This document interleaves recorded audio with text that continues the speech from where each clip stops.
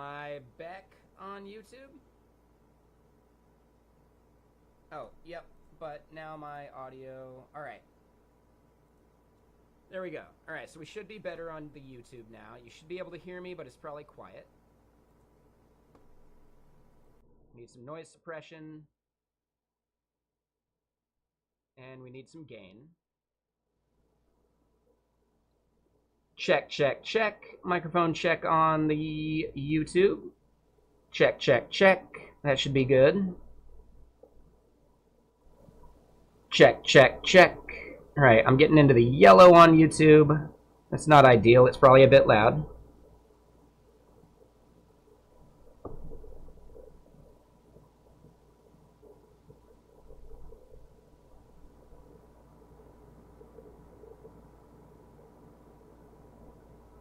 Alright, check, check, check on the YouTube.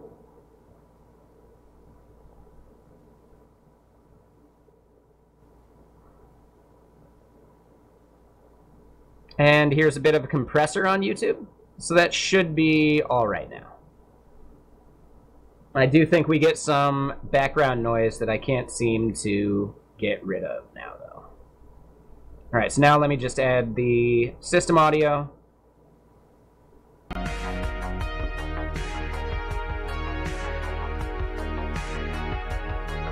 That is way too loud.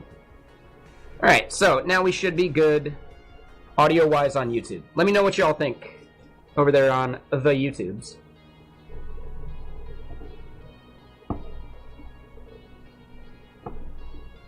Alright, so that at least worked.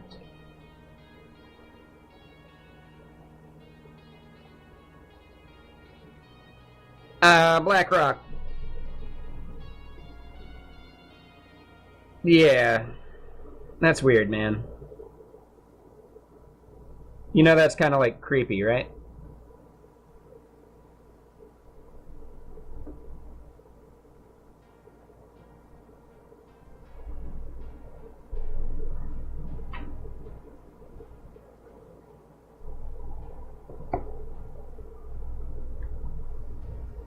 Could be a bot. We'll give him a chance, just in case.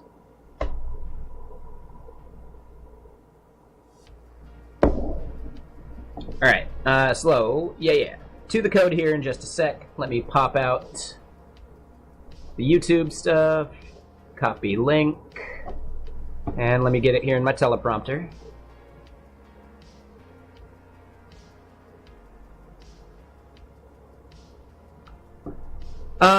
So Ethan, hold on. Yeah. Which presentation setup did you do it from?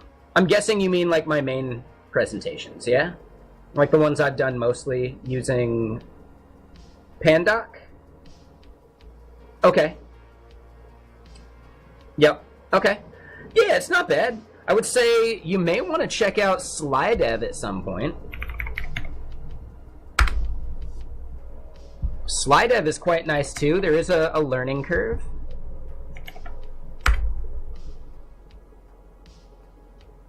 But it's very similar to where you author with Markdown. I think that's probably going to be the one I use like into the future once I get a good theme I like and all that stuff. I've just run into too many issues where basically the version of Pandoc I have installed changes the rendering. So like the level I have to like build it with in the command gets annoying. I have to like change that level to like what splits it out into columns versus like the next slide.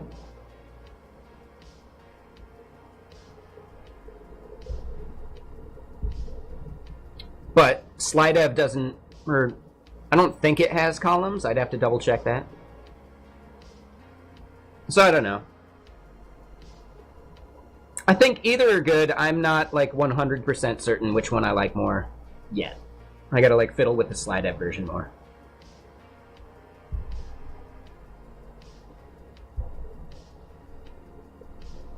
The Slidev one does seem more themable though. I mean, you can just use CSS, right? You can just embed a style block at the end on your like final like outro. So yeah, I don't know. Worth checking out, just seeing how you feel about it.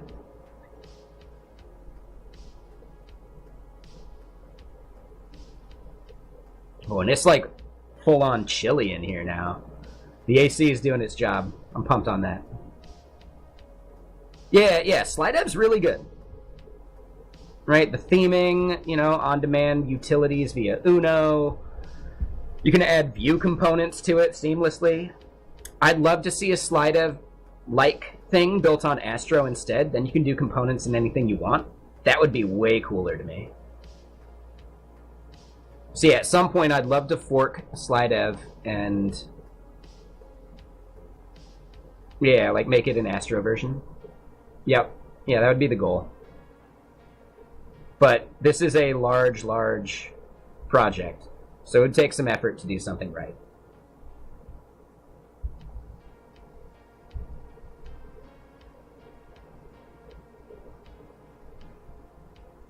But it has a lot of really cool features built in.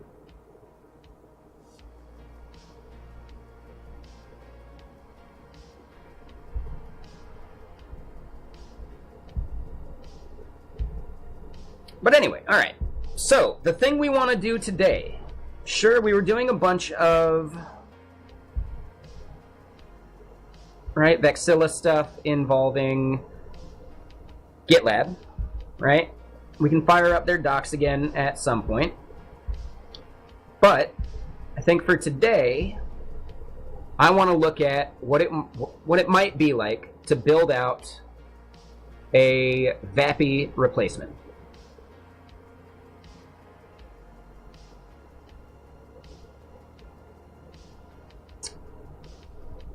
Now, we want to think about how we could theoretically host it.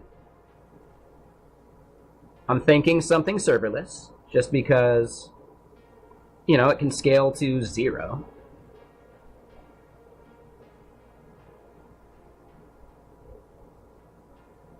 And I did see something called Superflare recently.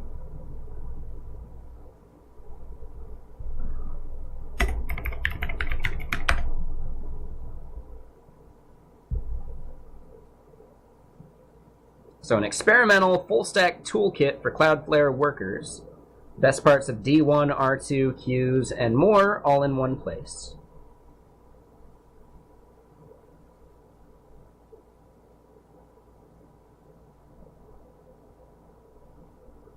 And hey, what's up, Eric? How you doing?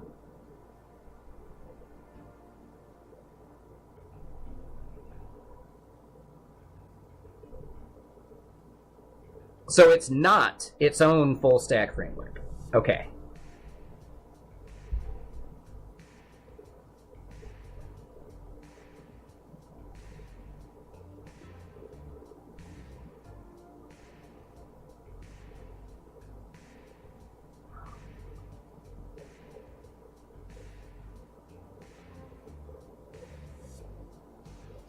Eric, oh yeah, you're spamming about the Skater 4 stuff again. Yeah, I'm gonna consider you a bot or a troll.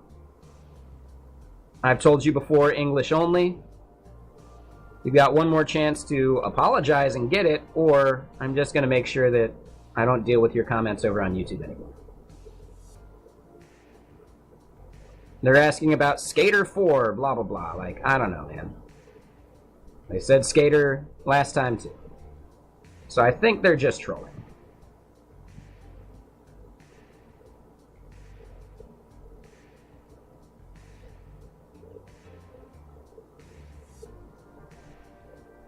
You got about 10 seconds before I click that button to make sure other people don't got to deal with your trolly comments.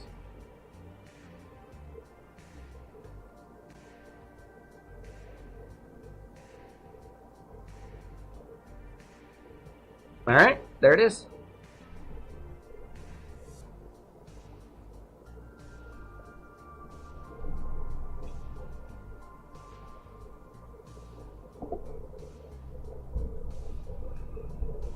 Yeah, they did the same thing the other day too, right? Not speaking English, just talking about Skater, right? This is probably Skater 3 or Skate 3 or whatever.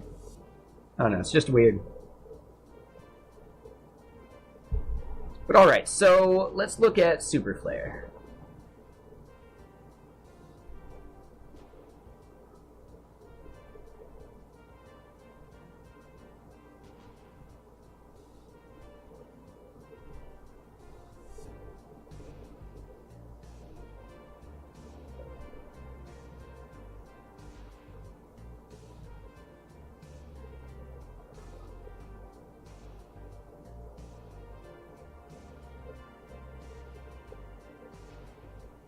I'm not sure I even care about cookie-based session storage.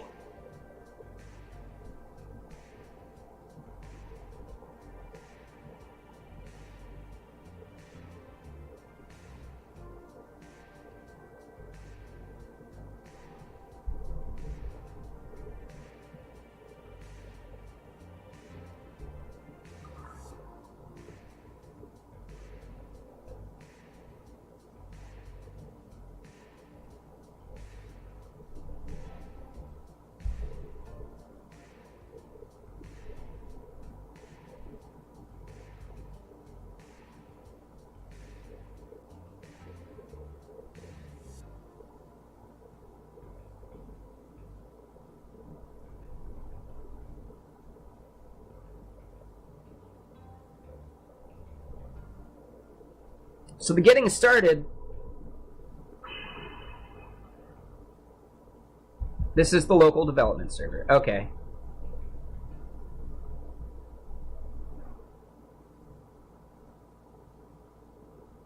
Let's at least get it going. Let's try it out.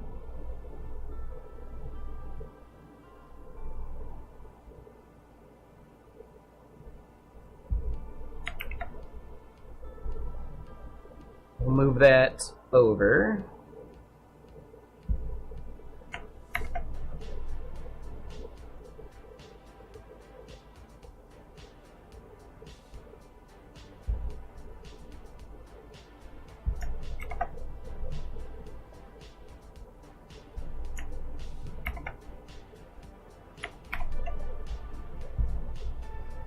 And yeah, let's try Super Flare out.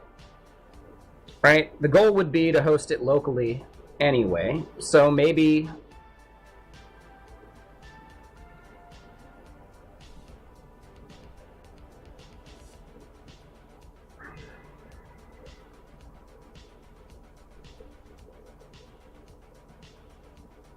we don't do the Super Flare thing. I at least want to see like what it takes to run it, performance-wise, etc.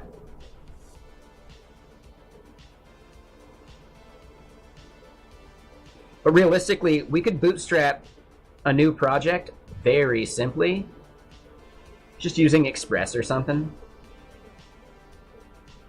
There's Hono as well, and I bet we can still host Hono locally too. Let's double check and look at Hono.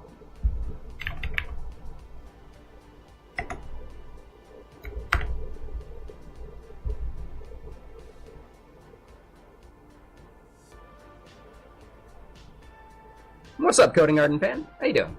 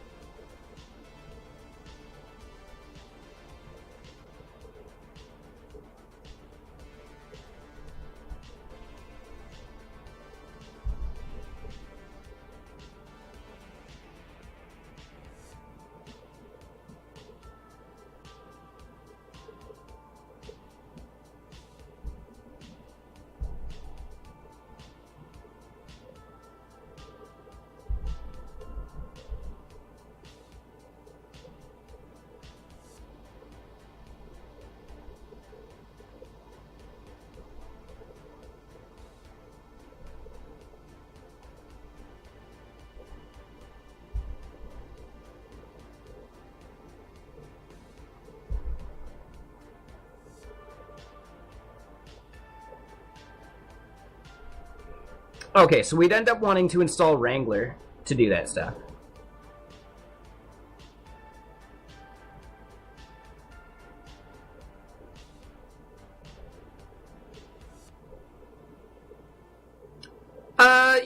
yeah, it's been on my list for a long time, even though all the drama for it and all that stuff.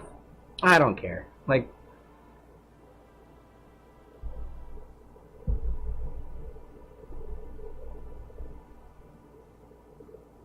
Super Flare seems more like broadly useful to me.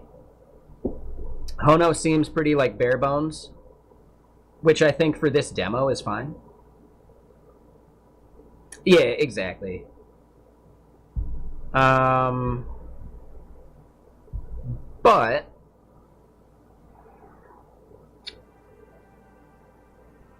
hold on, camera's good, right? Yeah, camera's good. There's also SST. What's the local dev experience like with SST?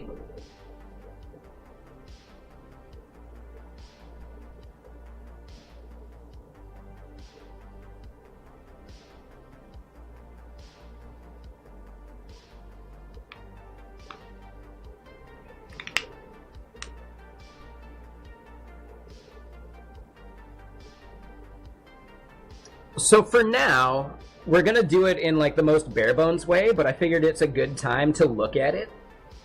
Like to look at the various ways we might want to host it, because that will determine how we want to build things out in the future. But for now, we're actually just trying to do like the bare bones implementation that just glues together third-party APIs for us.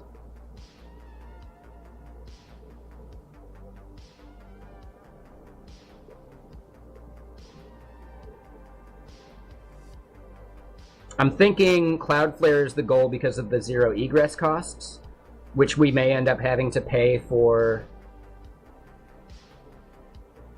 Right, we may end up having to pay for it.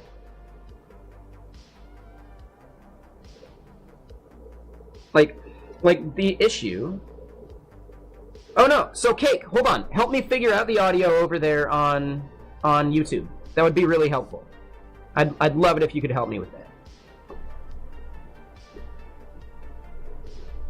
Yeah, so what is off about the audio on YouTube? Is it too loud in my mic?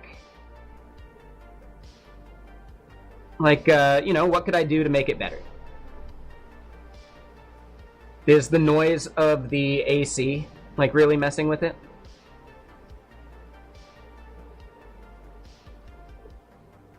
So too much gain. Yep, okay. Check, check, check. Is that a little better?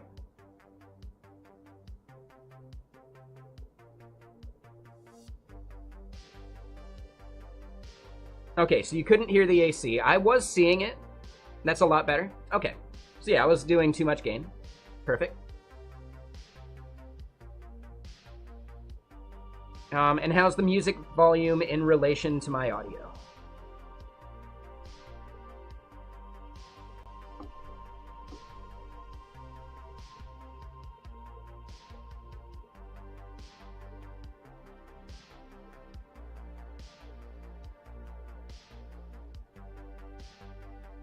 Okay, cool. Yeah, thank you for helping me figure that out, Cake. Yeah, appreciate you. Okay, cool. All right, so the thing we're trying to do now is we want to do a simple approach. And so LG, here's the big thing. For just my purposes, I can just run a node service on my stream machine, right? So I'm not too worried about that.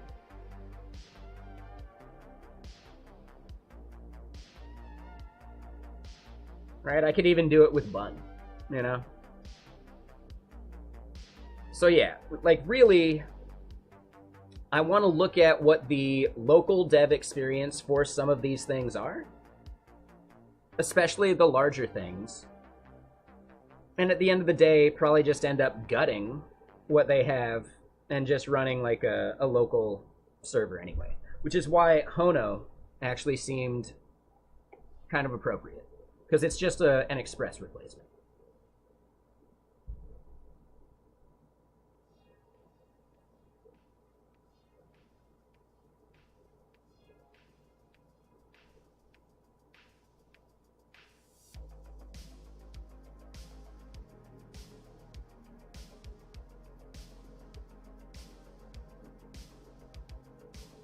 Anyone had any good experience with Python on Cloudflare? Because I'm curious about that too.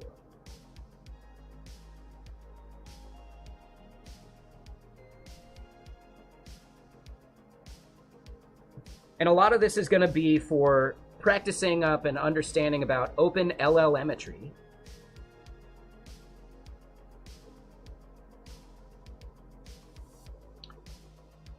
Okay, yeah. So that's an option, right? We could run a Cloudflare specific thing locally. I believe SST does that, right?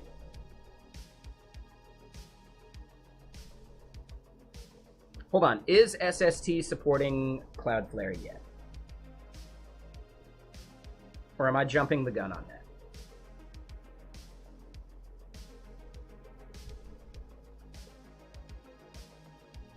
Is SST still just an AWS thing? I thought Ion's entire goal was to abstract around that.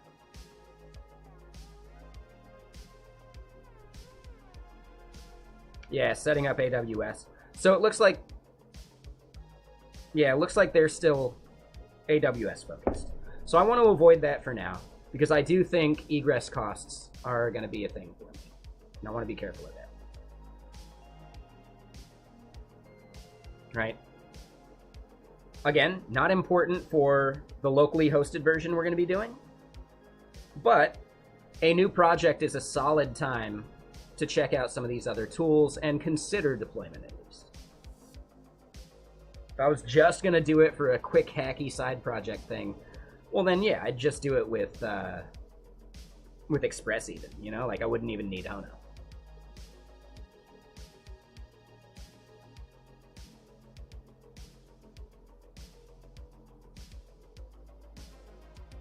What I'm thinking is I could even fork the Twitch voice rewards thing, host it as a different like subdomain. That way I don't break anyone who might be using it. Also, we might want to wire up plausible so I can measure if anyone's using it.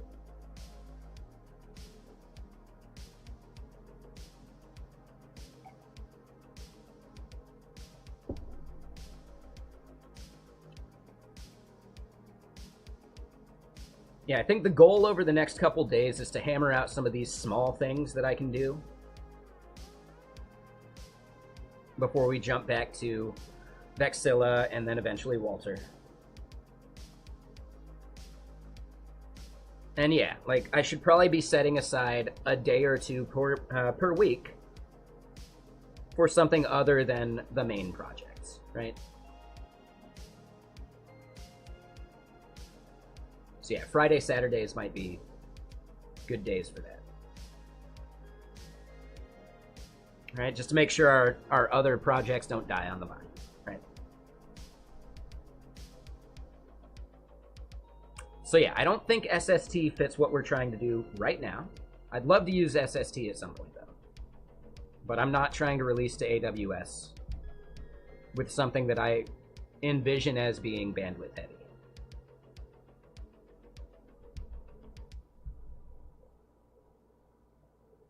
So wait, check out Ion, a new version of SST. So it uses Pulumi and Terraform.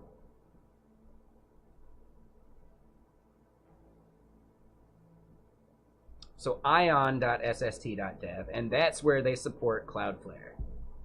Got it. Okay.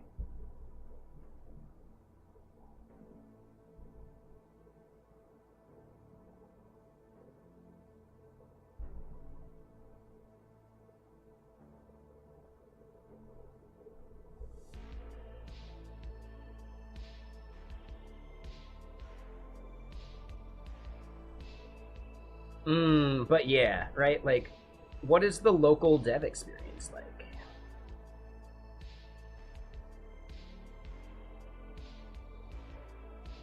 And I guess here's a question, LG. Because you are so into Cloudflare, have you considered SST Ion yet?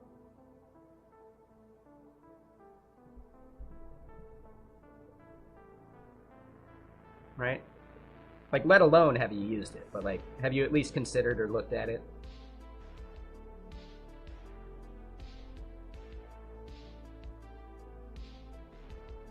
You don't really get the point. Because Wrangler theoretically does that for you. Yeah? Yeah, so Wrangler and CF deploys are really simple, sure. I think a big part of it is that with Ion, they're not necessarily bound to AWS anymore. So it's more like a Pulumi wrapper with a better DevX. I don't know for sure. I'm just thinking out loud.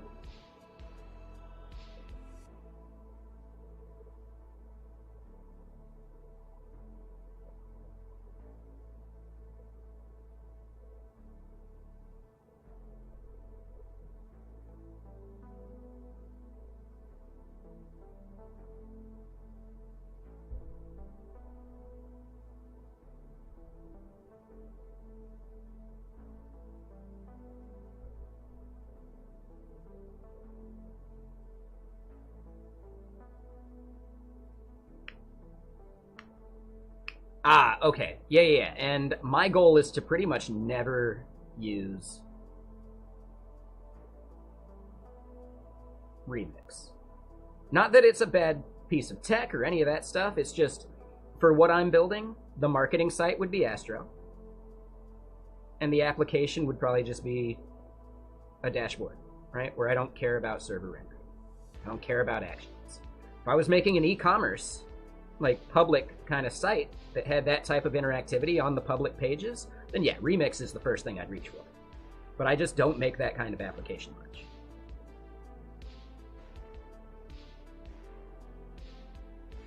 I mean, sure.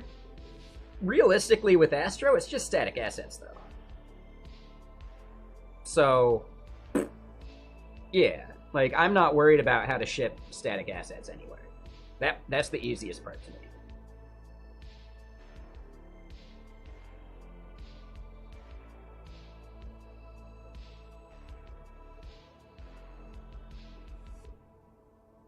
So yeah, like, I don't know. Like, I don't even feel like I'd need Wrangler for that. Or maybe I would do it in the CI/CD to ship it or something, but like, man. But for a marketing site, right? For like the public static assets, I don't care about that whatsoever. Zero. The dashboard would care about those things. But the dashboard and the marketing site are totally separate deployable things.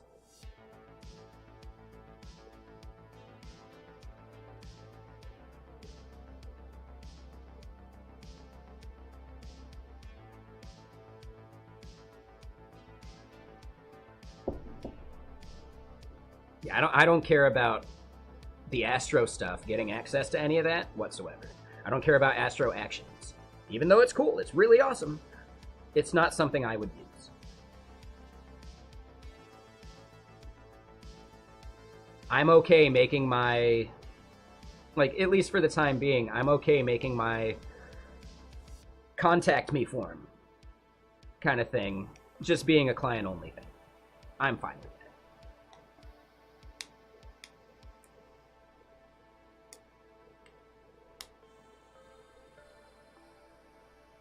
I'm not at the scale where that needs to be fixed.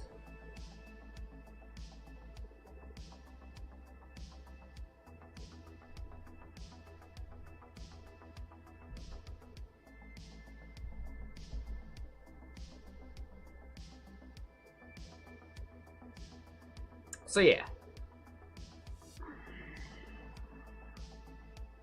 I don't think the SST thing makes sense to me yet for what we're trying to do. I definitely want to try it at some point, though.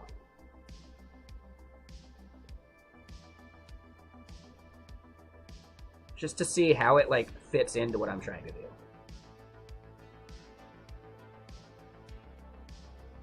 Yeah, I think it's mainly trying to compete with serverless framework, right?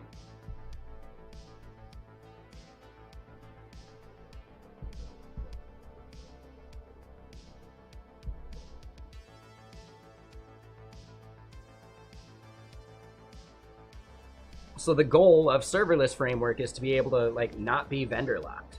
But once you start using any of the services other than the most basic building blocks, you're vendor locked. Even if you're using like the thing between them, right? Like the one standard to rule them all. And now we have 15 standards kind of thing. I like the idea of theoretically being able to use serverless framework or SST or whatever to maybe do multi-cloud problem solving. And I think that's what Ion and SST are aiming for, right? The original SST is very much AWS only, but I can picture Ion trying to solve those problems in a general way at some point. That said, yeah, I'm not convinced. And I agree with your assessment.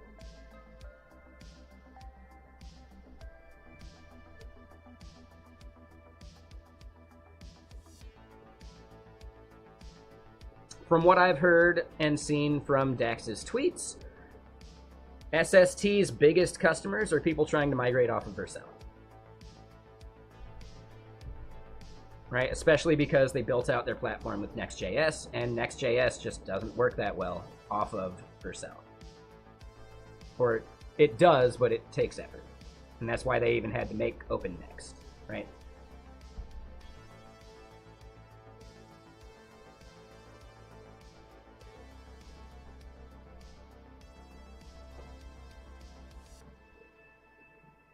So LG, I mean, just imagine that SST is that service layer, theoretically. Yeah, I don't think it's there yet, but I think that's the end goal. They need to build out the primitives before the higher level like service layer makes any sense, though. I think that's the main goal there.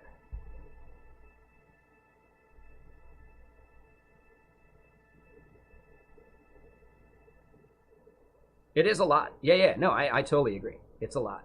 But this is just my basic understanding.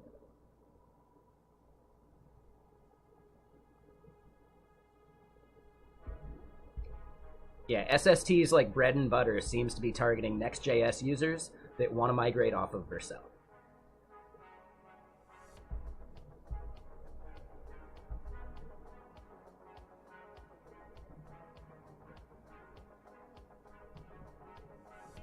Yeah. And I think they can probably make a lot of money doing that. But I don't think it's a problem that we have, especially with a brand new project that we're starting that isn't going to use Next.js.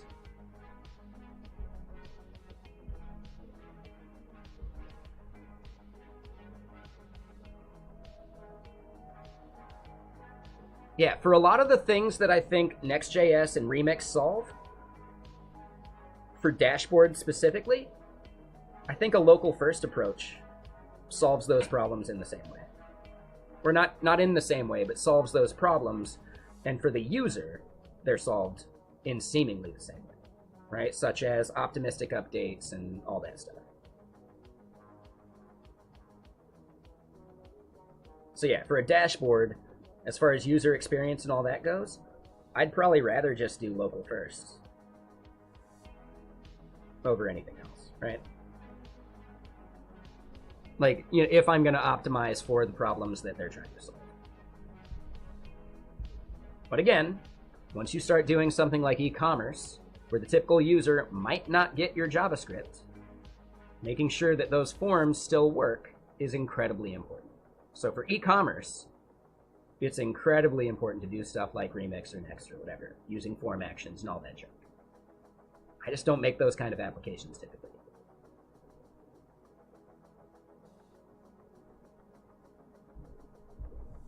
The majority of my experience is dashboard style applications that don't care about SEO or pre-rendering.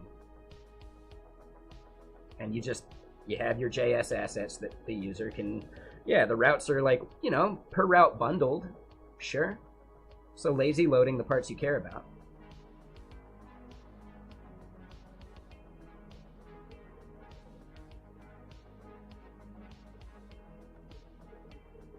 But I could just be totally wrong on this stuff too. I don't know. Just thinking out loud. So yeah, I'm going to say Hono might be our option for now, just so we can toy with something new, because it's, at the end of the day, we're just making a very simple REST API that I'm going to consume from a fully client-side application.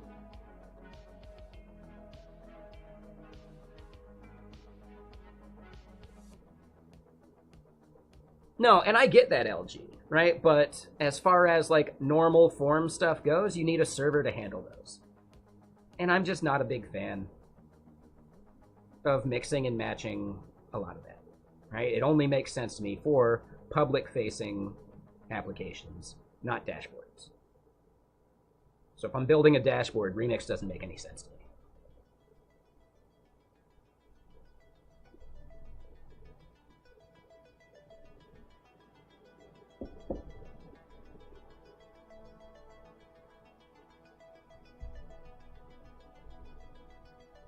Right, as long as I have per route bundling, I'm good to go. So that's my current approach at least. I realize it's a bit old school, and like someone said, it is about the new hotness. I think the biggest problem is that the new hotness is made to solve very specific problems. But those specific problems are not the common case for most users. But because it's new and novel and different, it's easy to make content about it. So content creators latch on to the new hotness because you can't keep talking about the same stuff all the time.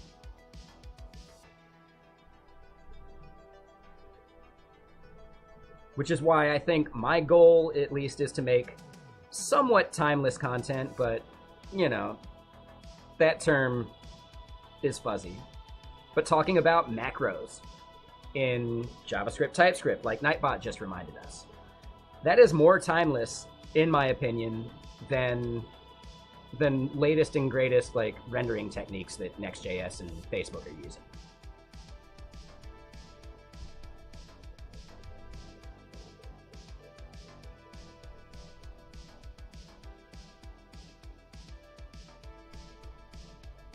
All right, so I don't think Superflare is anything I need either.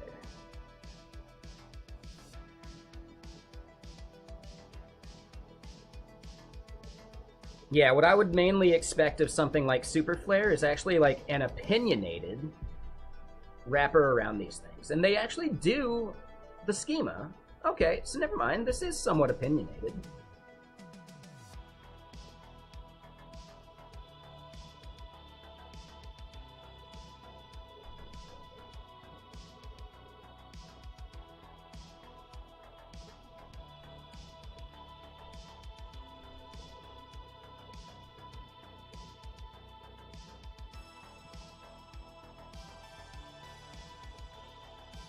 That is something I haven't really thought about for Dynamo before, right? For Dynamo, how do you handle migrations?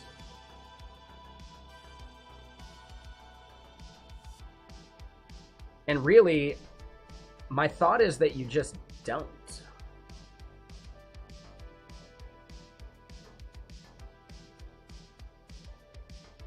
Because sparse rows are totally fine.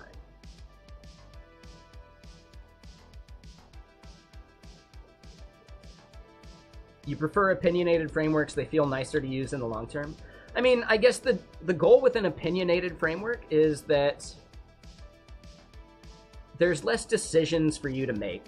And often those decisions aren't as important as some people think they are.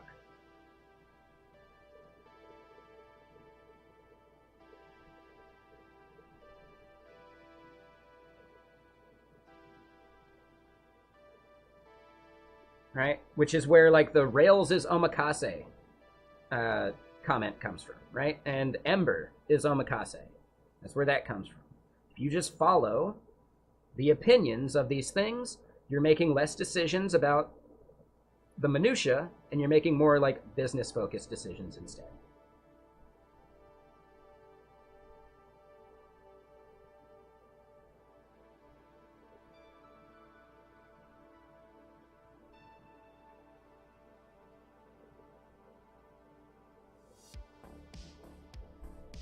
So yeah, I don't think we need Super Flare for what we're doing. But I am eventually in the market for something that makes Cloudflare as easy to work with as Architect makes AWS.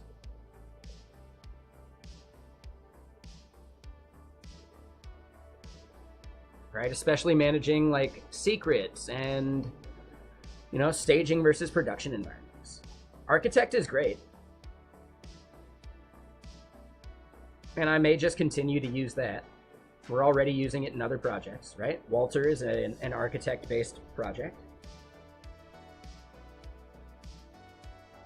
But anything I'm doing that involves heavy egress costs, such as images, audio, video, etc., I don't really want to do it on AWS anymore.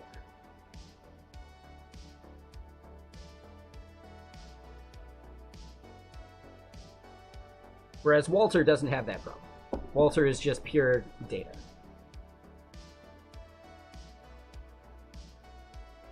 My mic is mono. Oh.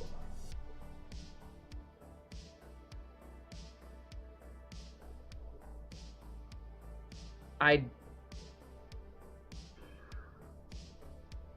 don't know how to fix that on YouTube.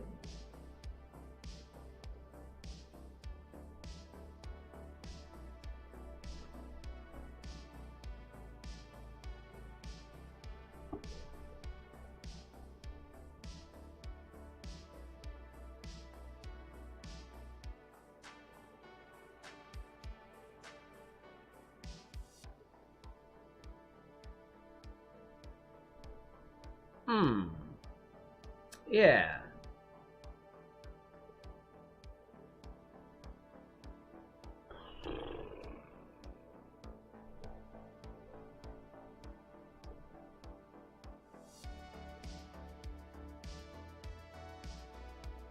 Yeah, here on OBS, it is mono, but I see both channels configurable. Yeah, I might just have to skip, like, to not use split cam anymore. Because I do think it's a dead project, too.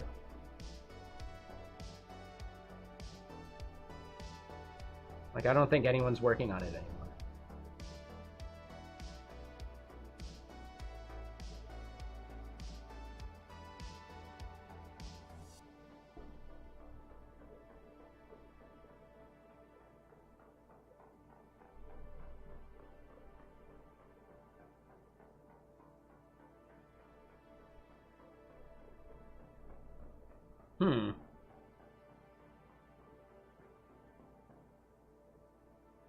No. So split cam is like just a software, like, you know, like OBS, but different company. So yeah, I think I need to make my other... Oh wait, did we have someone spamming about some other channel? Yeah, Eddie, come on, man.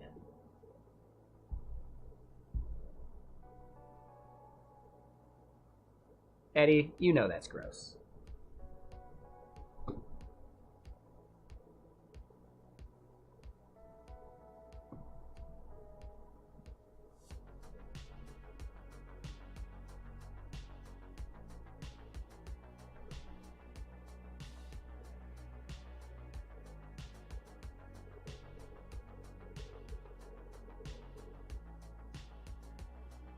Been following for a day, huh?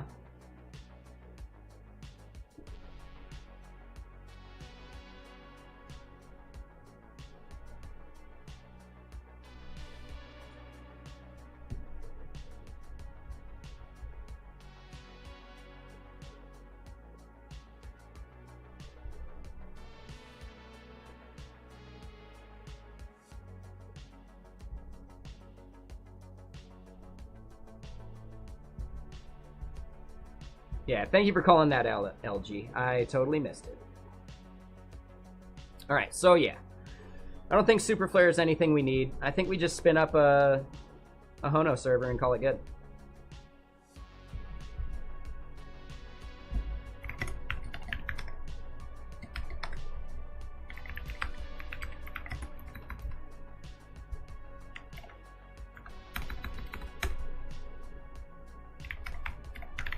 We're gonna call it not Vapi right now.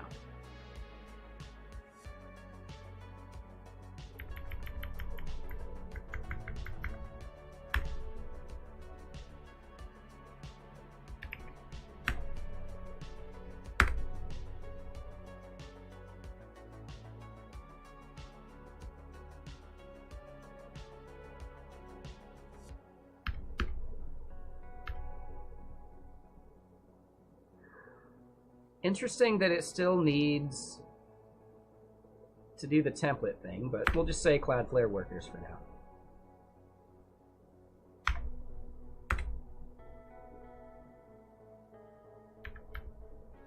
Ooh, interesting that it couldn't detect how the command was run.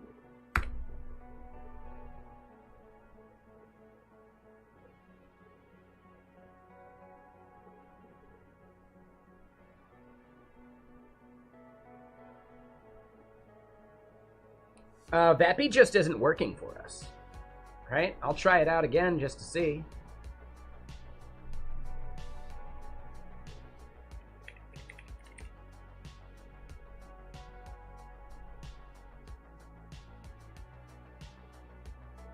Oh, now it seems totally broken.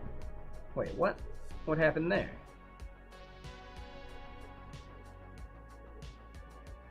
Oh, there we go.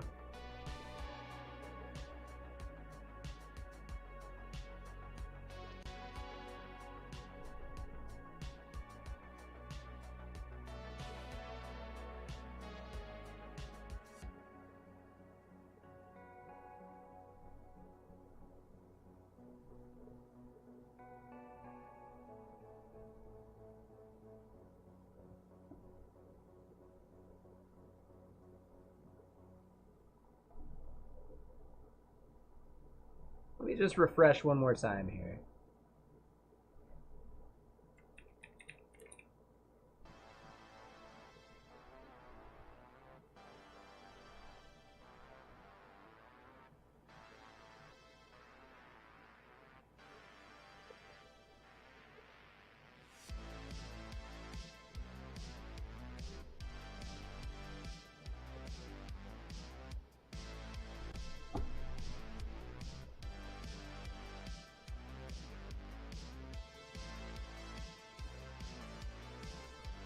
Yeah, Vapi's just totally broken for us. So yeah, at this point, I think just wiring up our own glue, because we don't need the microphone input anymore.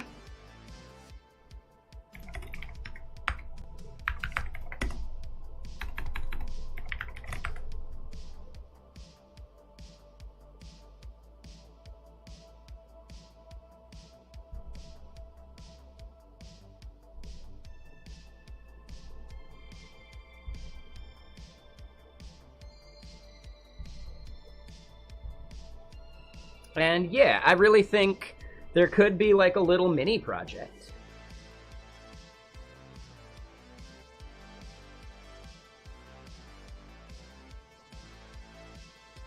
Yeah, dude, something's really wrong with our voice rewards thing. It could be on my end with Twitch voice rewards as well.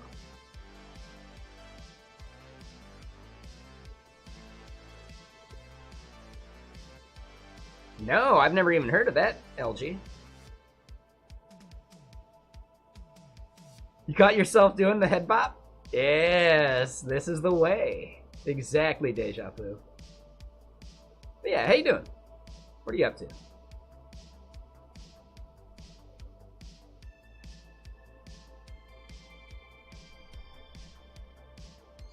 All right, hold on. Let's take a look at it.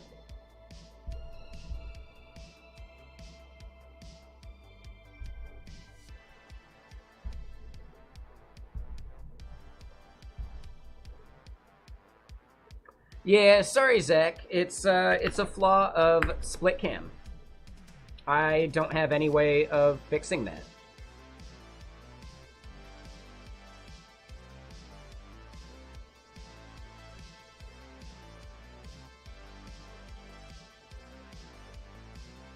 Yeah, split cam doesn't allow me to do any like changing it to mono instead of stereo. Like, yeah.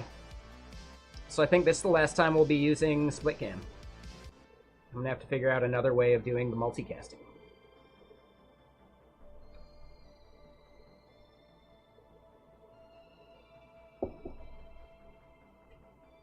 Yeah, I upgraded to a new audio interface, and I don't know. I probably need to like install some drivers and do some other stuff, but we ran into issues with that during stream when I did the unboxing. But the new interface theoretically sounds better. I can't hear it myself yet.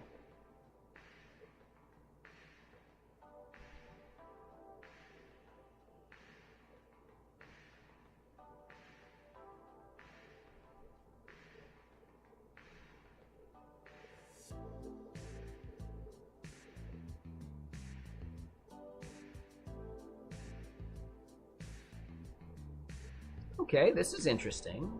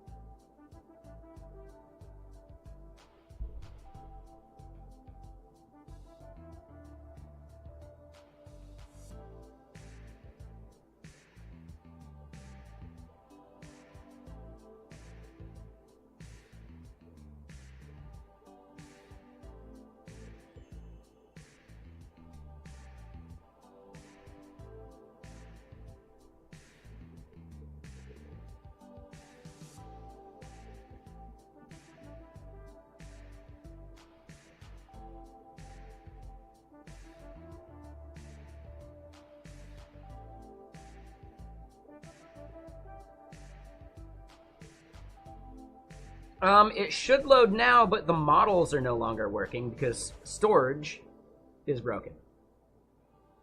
So yeah, that's another thing we need to fix. I need to figure out where to host those models, or allow you to like load them from local.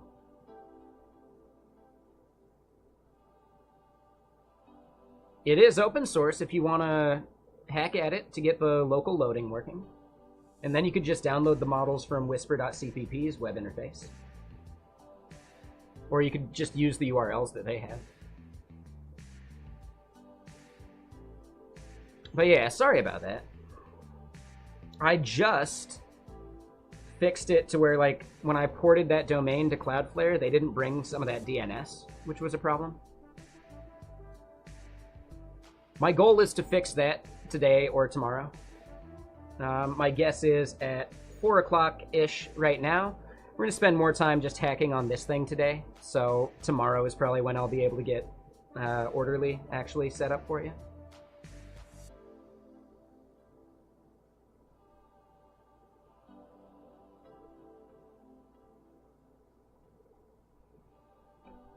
Yeah, I would say make sure that you record all of your DNS settings because they don't always transfer over as they should. That was something I didn't realize, and I just fixed it yesterday. So, yeah.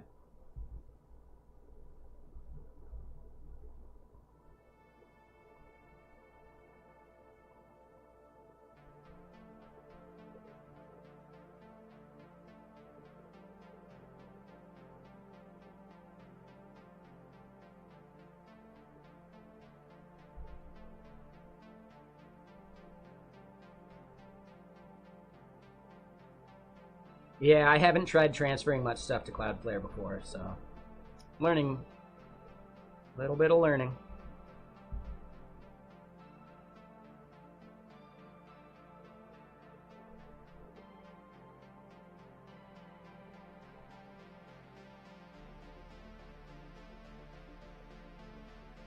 This does seem pretty damn affordable.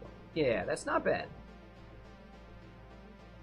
But not something I'm trying to use at the moment. We'll just call out to third parties.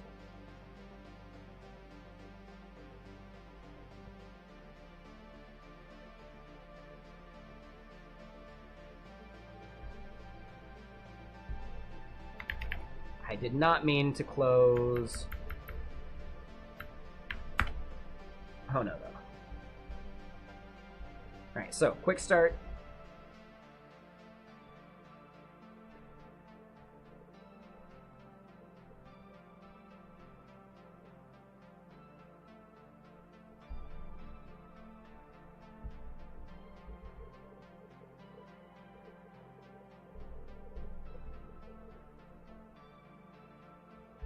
So if we look at package JSON here, it's using Wrangler under the hood. Yeah, that makes sense.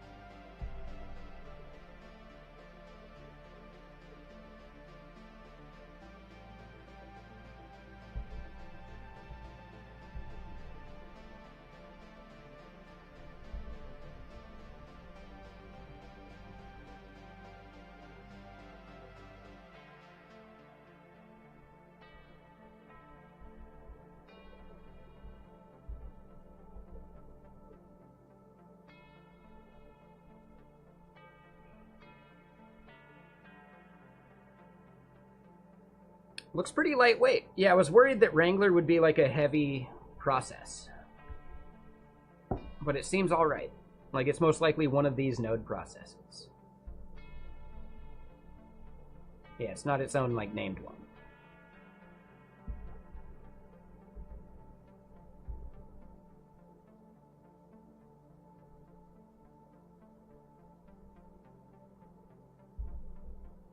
Alright. So now let's actually start thinking about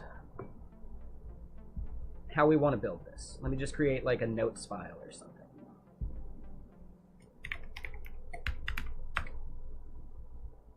Oh.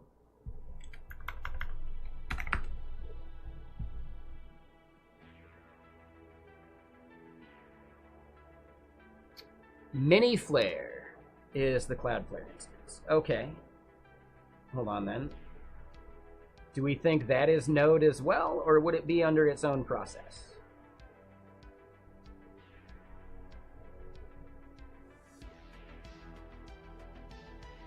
Yeah, my guess is it's just like a node runtime.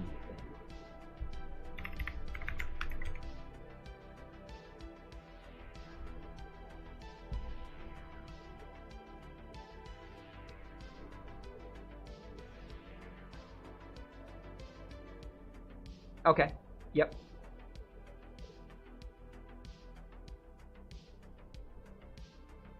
Oh, this is Mini Flare 2.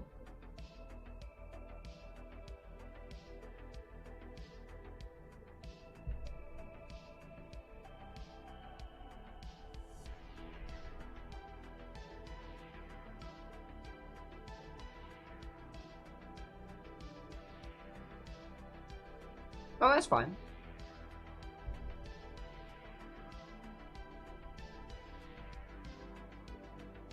Also primarily TypeScript. Cool. Yeah, so it seems lightweight, right? I didn't want to run any Docker junk or anything like that. So I think we're good here. All right, so let's think about this. What endpoints do we end up needing for just the API?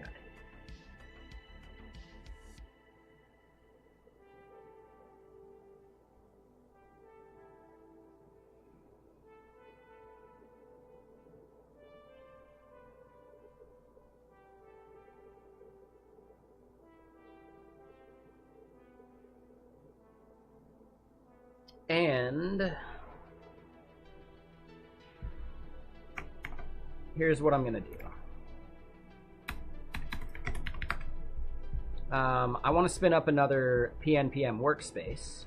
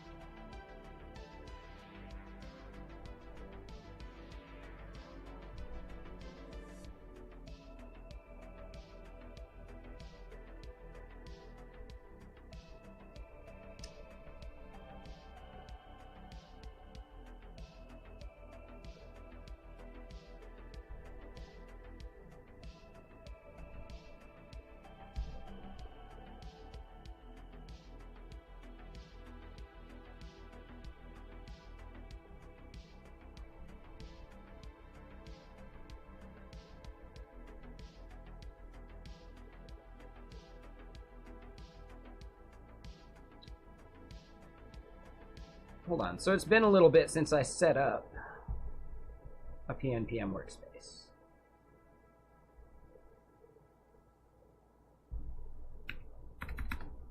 Oh, and that's right. Turbo repo is the way I've done that before. I'm okay with it. So yeah, we're going to do the turbo repo setup.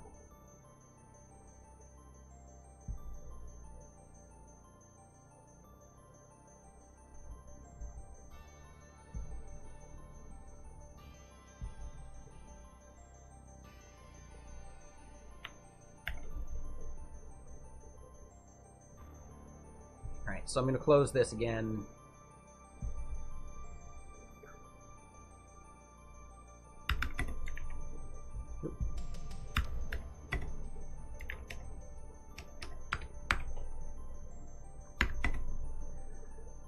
Temp, not Vapi, yes.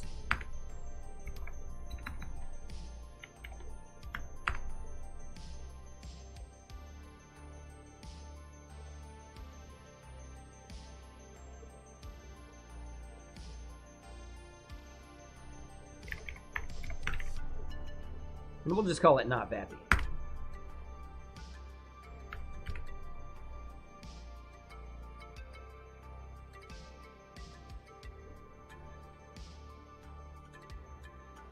Alright, so it is Friday. I think it's time for a whiskey, right?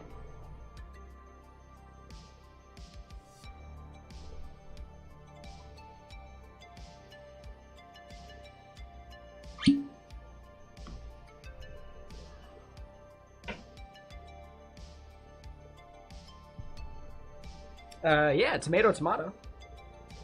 Aren't those the same thing?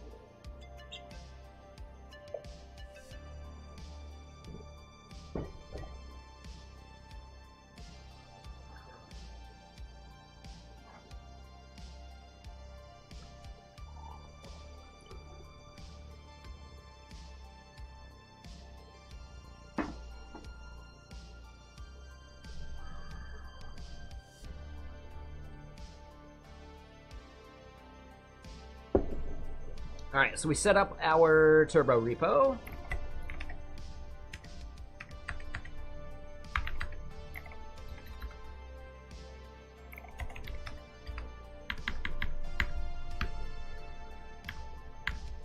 And in fact, we didn't do anything extra, so we can just do a pnpm create hono not Vapi POC. We'll still do Cloudflare workers. We'll do the installation.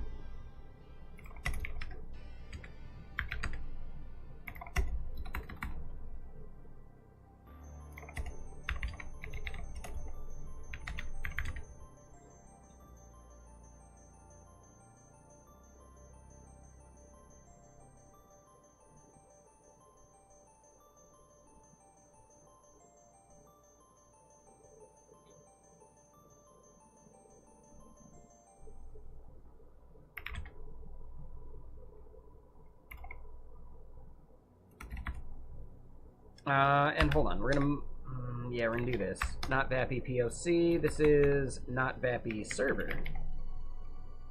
So it's yeah.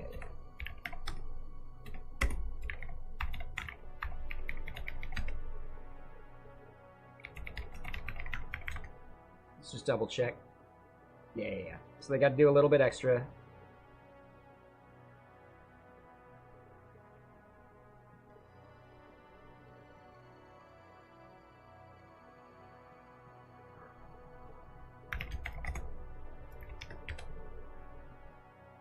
And this is a small enough project that we can just do this.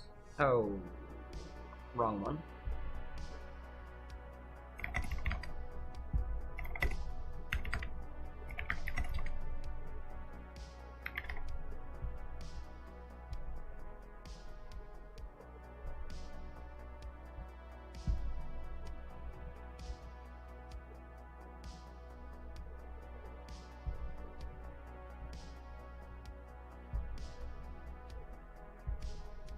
All right, and then we still want to create a notes file.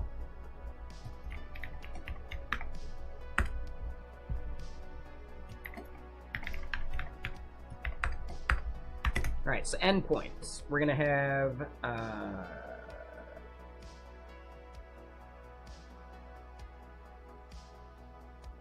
what do we want to call it? It's gonna be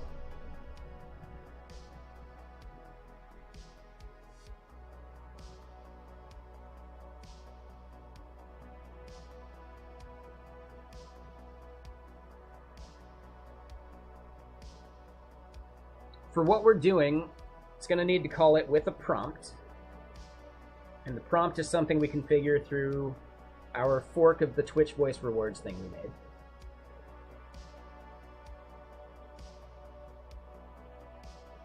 And this is just for the proof of concept, for actually building out something that a streamer would be able to use. They would need maybe an API key.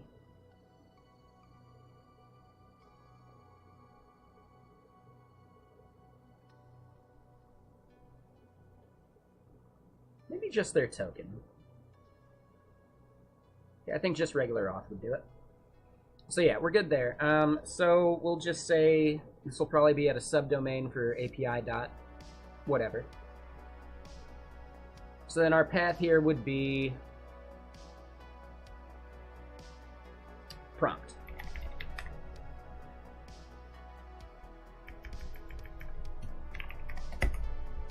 Right? And this is just the POC.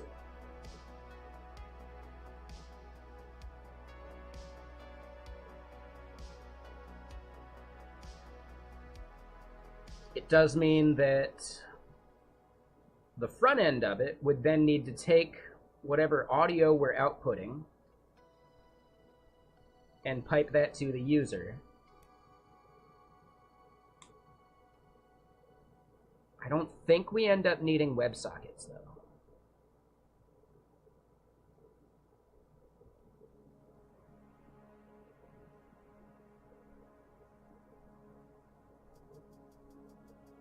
Yeah, I think we're good.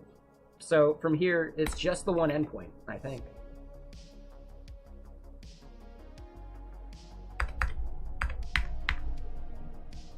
If we look at what Vapi allows us to configure,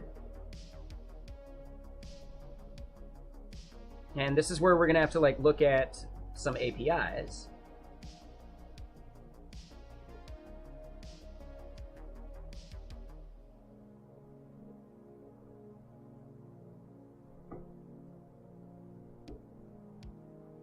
But at the bare minimum, there's, right, OpenAI.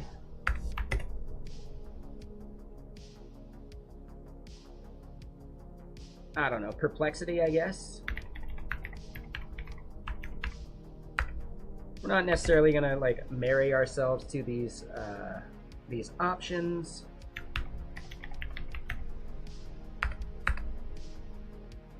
But yeah, so OpenAI, Perplexity, Anthropic.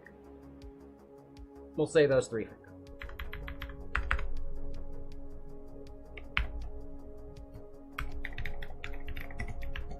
Right, so generative AI,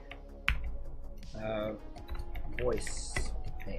And then for voice providers,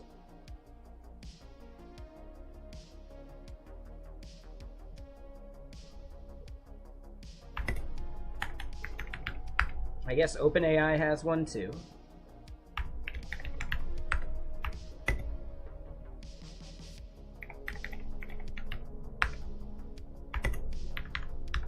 And for everyone who's unaware, this is basically a project for demoing what OpenLLMetry like does. So we want to be able to choose from multiple different AIs and possibly even like record and measure some of the stuff about like the quality of the outputs they give us. And hey, Gregor, Mr. Sir, how you doing?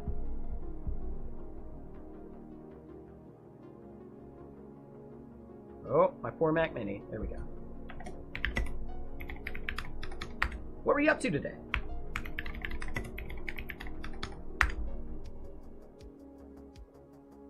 Yeah, exactly, Stuttgart. Yep.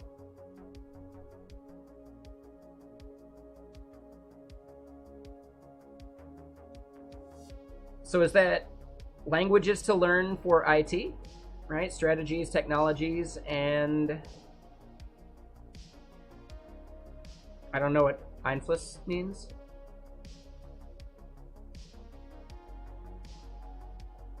But yeah, welcome everyone from the raid. How y'all doing today?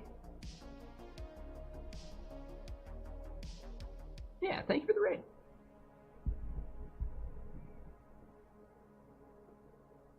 So with my limited understanding, my guess is that lifelong learning in IT, strategies, technologies, and their influence. Ah, got it. Okay.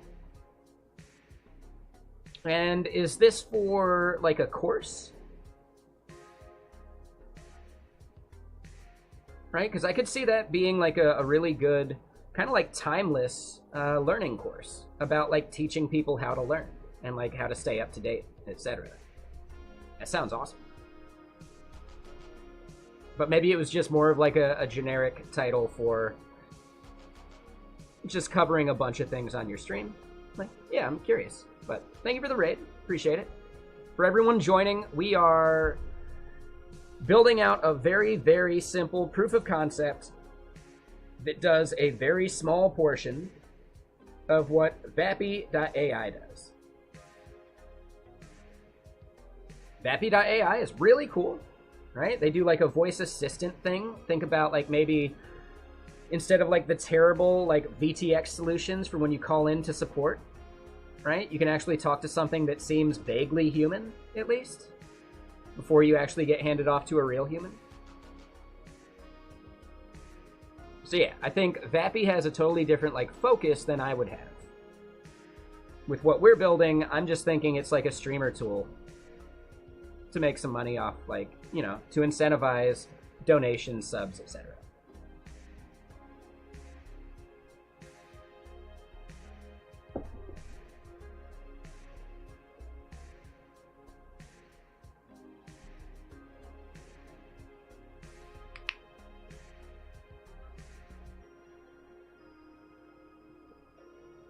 But yeah, we are at the very, very early, like, brainstorming stages of this. We're looking at some of the services that Vapi uses. So there's voice AIs for reading out the things that the generative AIs are going to create for us. And I think for the main part, it's just one endpoint. But it does mean that we're going to want to set up some type of like providers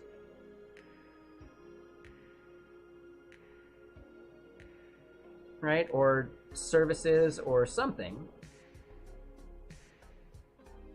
that abstract these away for us and make it easy for us to actually like wire up open LLMetry and some other stuff, because this is for some potential sponsored video content for Highlight.io.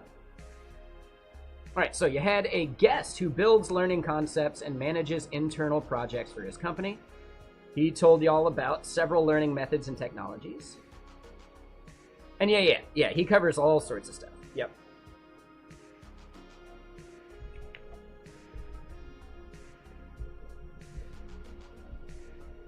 Yeah, I feel like Gregor's been on Twitch as long as I have, as like just a tech content creator. I'm not sure when he like officially started. We're going to be approaching, I think, let me do the math. I think we're going to be approaching 6 years in a little over a week. I forget the exact date, but yeah, 6 years of streaming here for me, so yeah. I've got some nice, really nice whiskey, right? Some Henry McKenna for that celebration. I'll bust out the Coca-Cola. And yeah, it'll be good.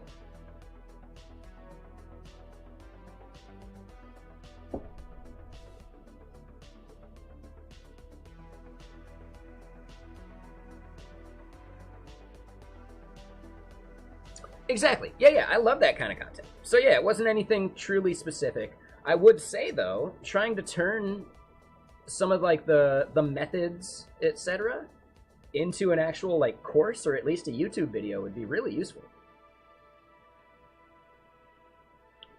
Right? Like, I assume Gregor gets it all the time too, where people come into a stream and ask, what language should I learn? If people were taught properly, they wouldn't actually care.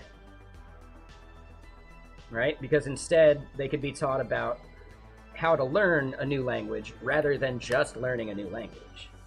And if you learn how to learn a new language better, then the language you learn now doesn't matter as much, right? Because it's just another language.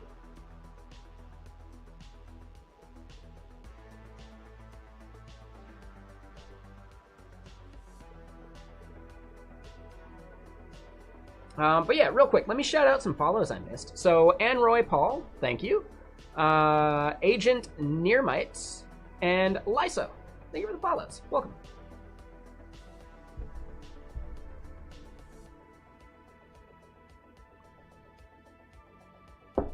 So yeah, we just spun up a new Turbo project as a mono repo. What I'm thinking we want to do here is we've got this index.ts that exposes a very simple endpoint. Right, and now it's definitely not Hades, but at some point we may want to expose out our schema of endpoints that you can hit.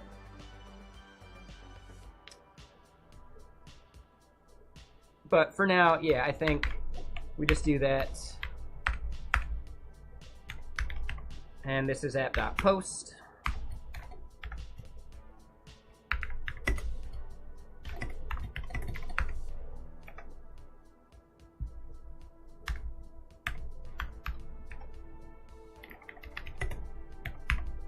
And then C dot, what is it, maybe JSON? Yup. Ooh, but it wouldn't be JSON. This was Hono that did that. Yeah, and I'm actually not sure what our return here would be.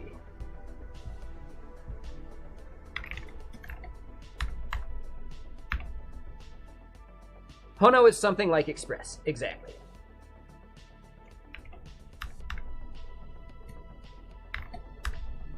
But yeah, we have Prettier set up, so Prettier fixes that stuff for us. Nice and easy.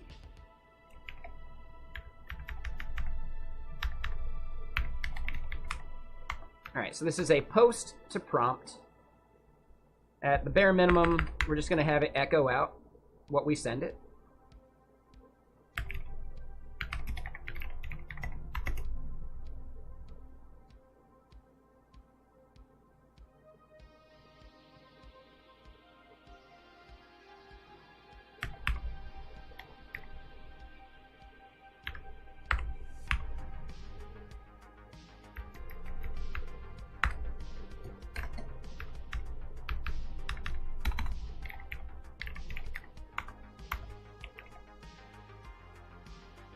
Hono/streaming? Yeah, I think that's what we're going to end up doing for sending the audio, but I'm not positive yet. I need to go look at those APIs first.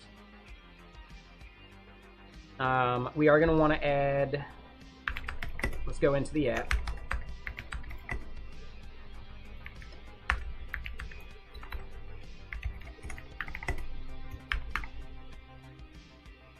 We're going to add Zod for validation. Oh. Ooh.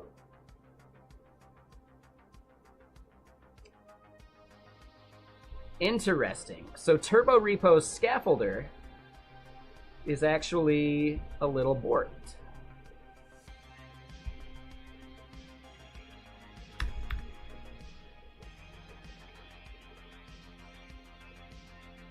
We'll just do 9.1.1, but I don't like how brittle this is.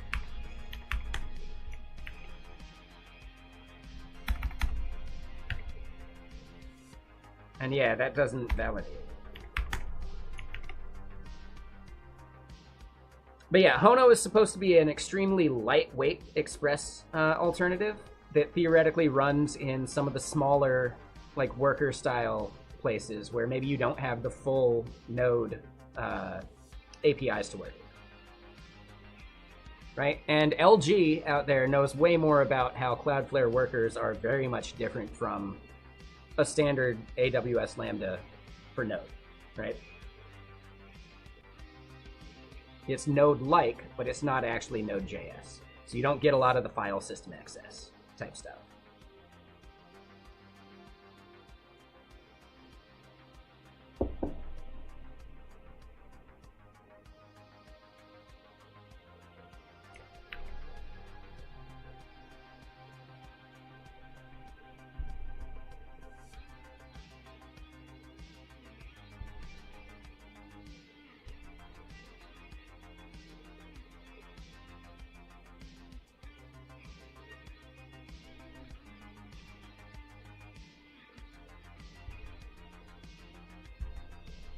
All right, so then this is going to be, I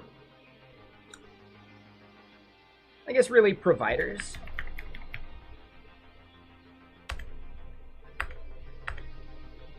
Inside of providers, we're going to create a file. Let me move this out a bit.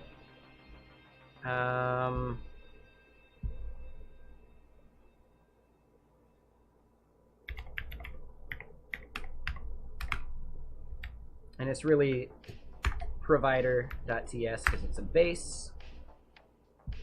From there, we're going to have openai.ts and Anthropic.ts and perplexity.ts.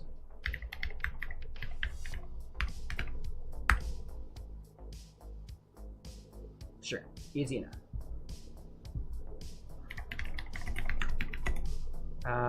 And hold on. What I want to do here is we're going to have a separate folder. This is going to be for generative.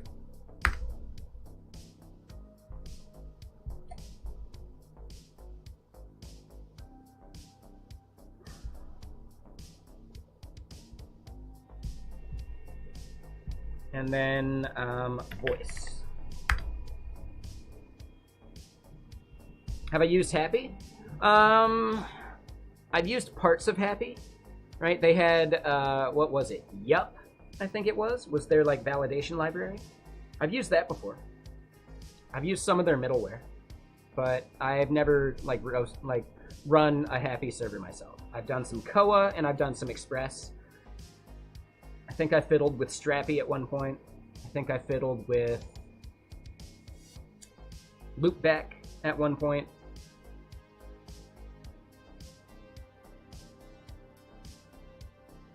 But yeah, for the most part, just Express. If I'm spinning up like an actual like service, I'll actually reach for something like Architect instead so that I can scaffold out all that stuff easier, so that I can wire up to Dynamo easier.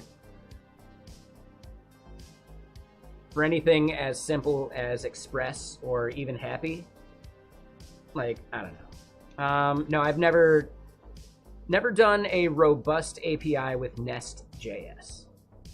Anything I would use Nest for, I've typically used Elixir in the past, and nowadays, instead of Elixir or Nest, I would actually reach for something like Architect, to where I'm doing like individual lambdas per endpoint.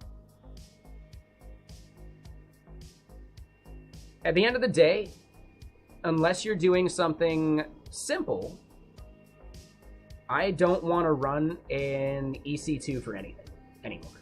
I just don't like doing it.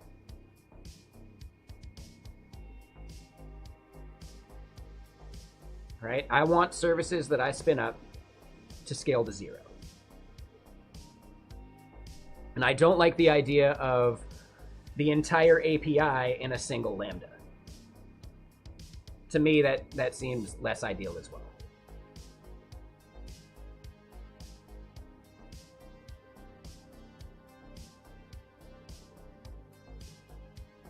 Yeah, so I don't want an EC2, and I don't want to cram it all into a single Lambda.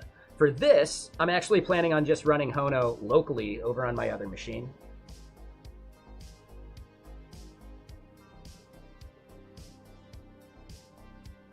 When we actually want to launch this up, we'll do it proper. But for now, this is just like the proof of concept.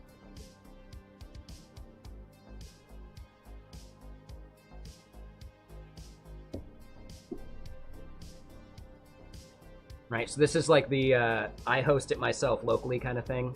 And then eventually I want to consider something for actually spinning up a service around it. But we won't spin up this service until I've gotten Vexilla and Walter launched, you know?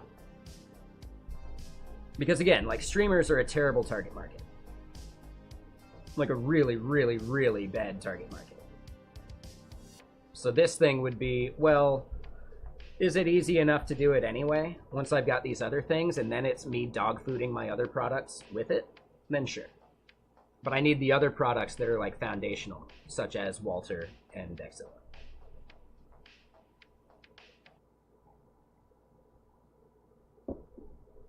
But yeah, real quick, Soy how you doing?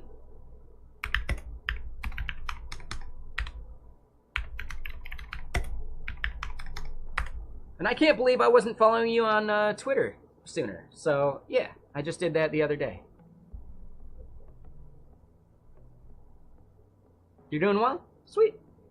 And yeah, sorry, our bot that we were using to read out your name when you raid, that thing's broken right now. Like, totally broken now. It was just a little broken. Now it's, like, totally broken. Yeah, I think I saw you like some tweet I made. I forget which one. And I was like, wait a minute. This person looks familiar. And then, yeah, that made sense. So, yeah. Quick follow, and then we're good to go.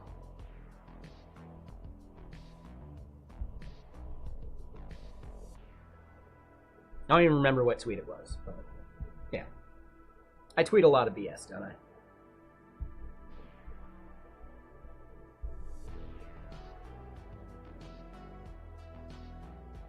What were you up to on your stream? Hold on, let me read the description.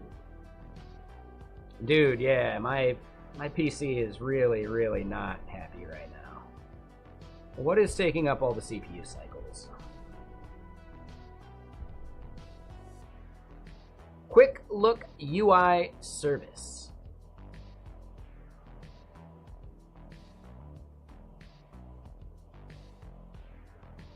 I think this is just actually Firefox consuming too much RAM. I think we're doing some paging, and that's getting us. Ooh, some Firefox context is chewing up 9 gigs. We're gonna kill it with fire.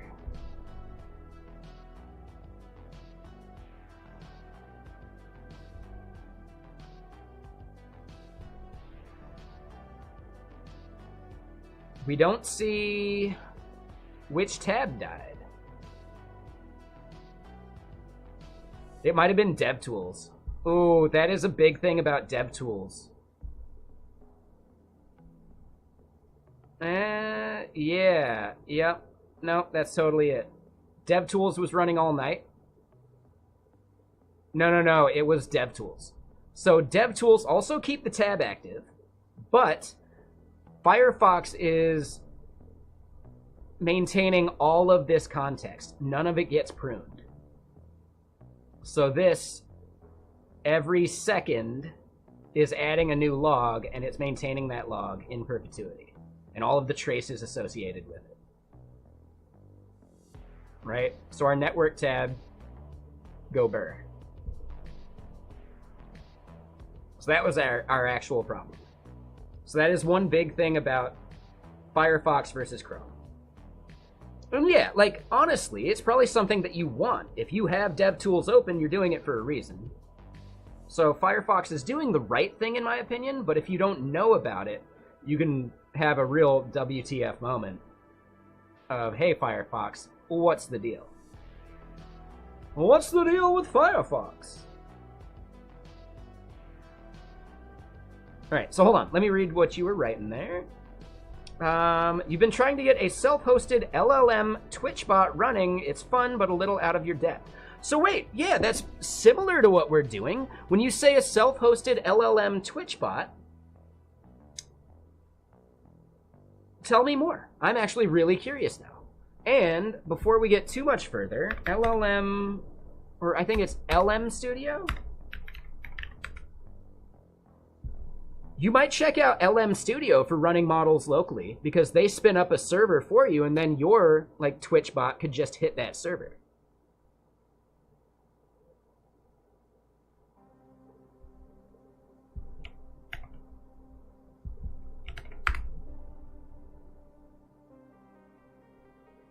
Okay, cool. Yeah, just double checking. I wasn't aware of Llama CPP having its own like server out of the box. That's great. Yeah, that's really great. Yeah, the part I like about LM Studio is that it's like an OpenAI compatible API as well, which I'm assuming maybe like Llama does as well. I'm not sure. Okay, cool. Yeah, no, that sounds great. And then how are you wiring up the Twitch bot? I'm guessing just TMI.js?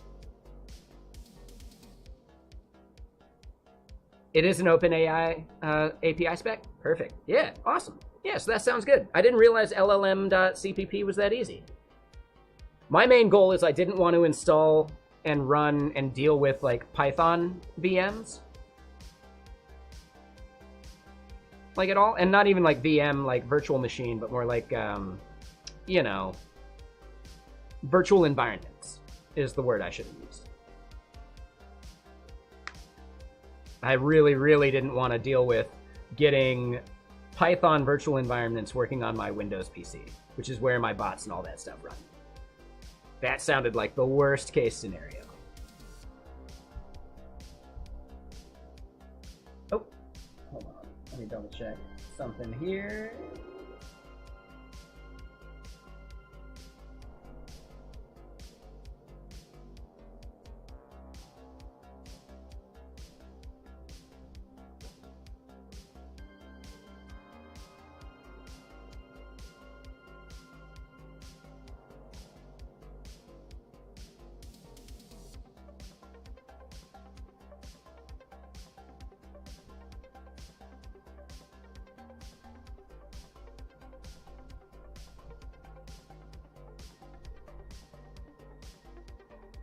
Okay, anyway. So you're using a Go Twitch IRC lib and LangChain Go. Okay, sweet. So, I mean, I think you were just being modest when you said out of your depth. Seems like you got all the bases covered.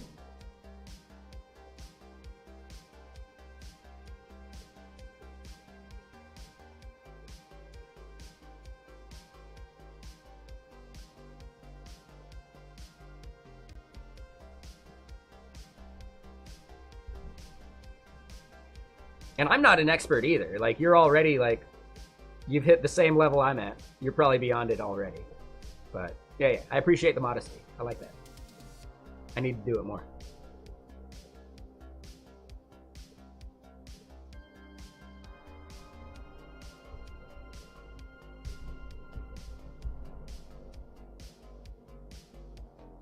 But yeah.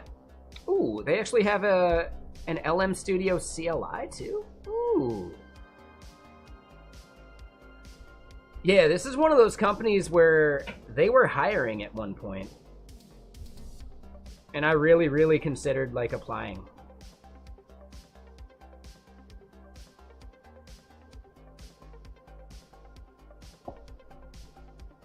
But they're an office in Brooklyn kind of thing, right? So it's like, you gotta be in the office.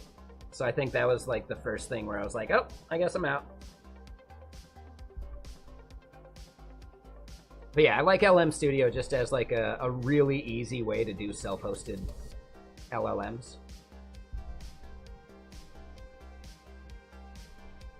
I know, exactly, right? Like, seems really cool, actually. And they're even like on your time zone, I think, right, Four Wheel? Or at least like a closer time zone than I would be, kind of thing.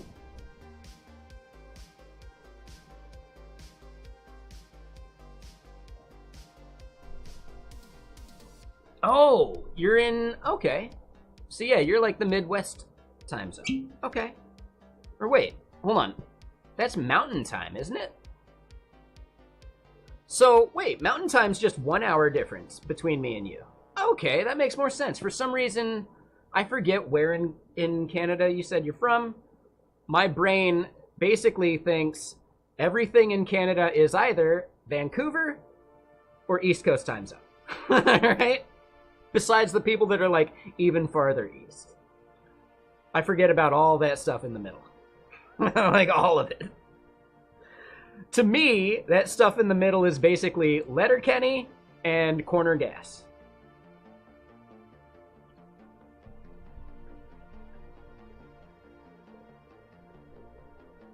It is the forgotten time zone, for sure. So yeah, when I now think about where you live, I'm imagining Corner Gas.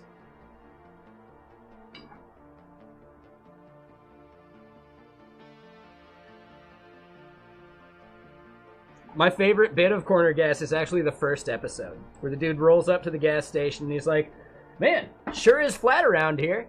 Main character guy's like, no, what are you talking about? There's those mountains jutting out off to the east. Wait a minute. Where'd they go? Well, surely there's the ones over here to the west, like, oh my god, they used to be there. And the guy's just like, are you always this sarcastic? He's like, nothing better to do. Like, for sure, like, it's such a good scene. Nothing better to do.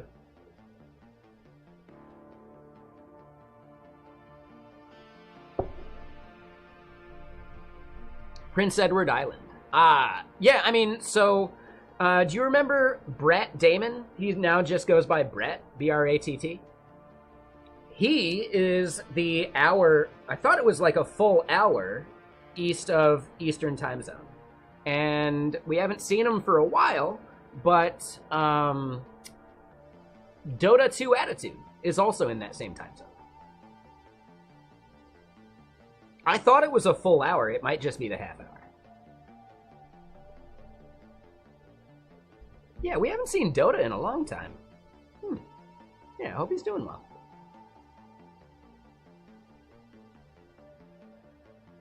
Yeah, it's kind of crazy.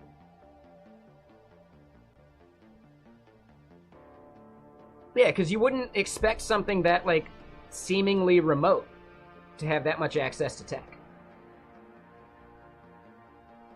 What do I think about state machines like C#, CLR? I mean, state machines are great. I don't know, like, without a context, I don't think comments like that matter. I don't know C#, CLR specifically, though.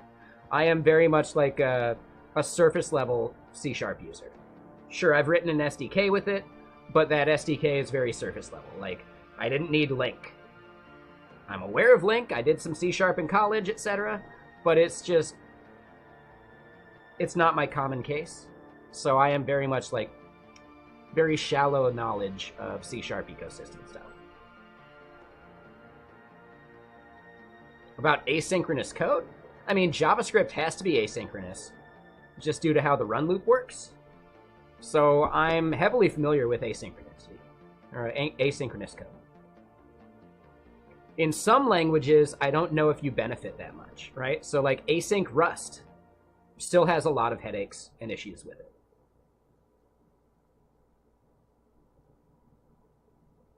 Yeah. Async Rust still kind of sucks. And they've been working on it for 6 years. I really wish we still had Eventual, which was a library for async Rust. It used basically like threads to do its asynchronicity, rather than a run loop like the Tokyo Reactor. But the creator, Carl Lersch, basically abandoned all of his libraries to focus on Tokyo and other stuff.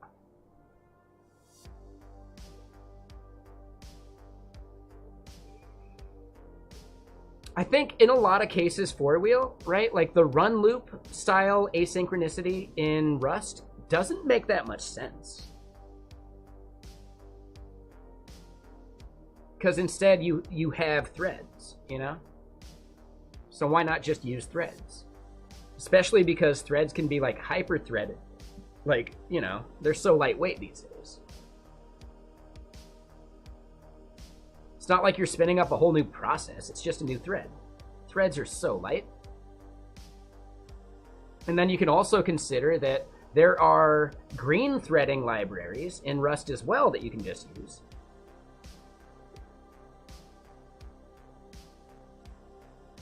Yeah, like Go style, like Go routines are totally possible in Rust as well, using green threading and channels and all that stuff. Like, it's actually really easy.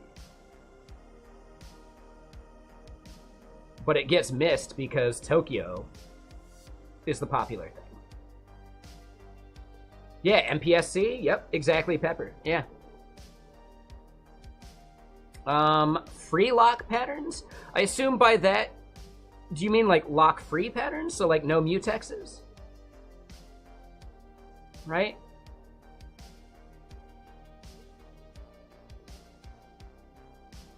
Yeah. So like free lock is basically like doing multi-threading in a way that doesn't require a mutex, right?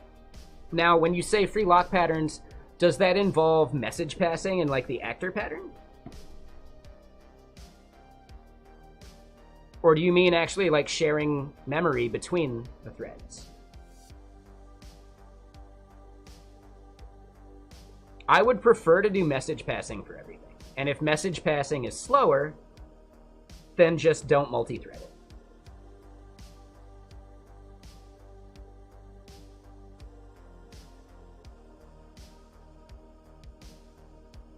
Yeah, I don't like the idea of sharing memory between threads or processes. I'm not a fan of that. But that's because I come from the TypeScript world where you have to pay the serialization cost every time, if you want to do web workers, etc.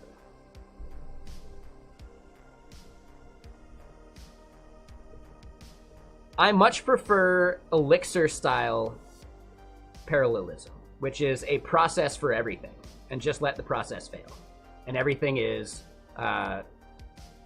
like message passing. No. So abused by code. I think what you're misunderstanding is I don't know what you mean by free lock specifically. With TypeScript and the web in general, you have the idea of web workers.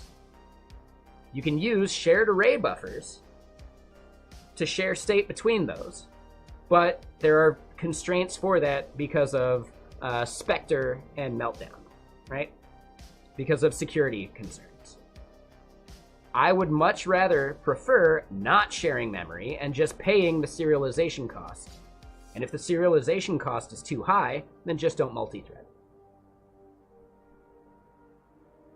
In languages like Elixir, the actor pattern is very powerful. Elixir and Erlang. So I'm much more a fan of the actor pattern over any other style of concurrency.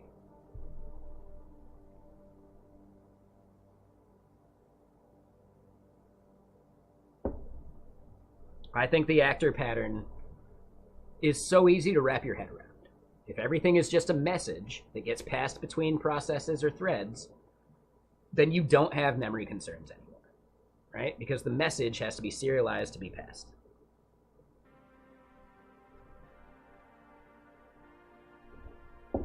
I think it makes so many problems easier to like grok, easier to like get past. So I don't know CLR specifically. I don't know, not sure. But if it's not the actor pattern, if it's not message passing,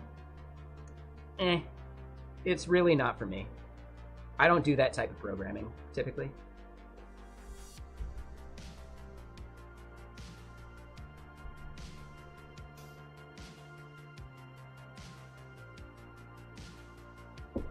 Honestly, if Elixir was easier to do in serverless environments, I'd just be writing Elixir for my backends. 1000%. Hey, thank you, Randy. I will warn you real quick, Randy, over on YouTube, my audio is only coming through on one ear. That's because I switched my audio interface today, which I think is actually, like, nicer, right? I think the audio is better, etc., but the way that Split Cam allows me to wire that up, it doesn't give me a way of making a single ear into, like, just mimicked on both ears. So that's a flaw.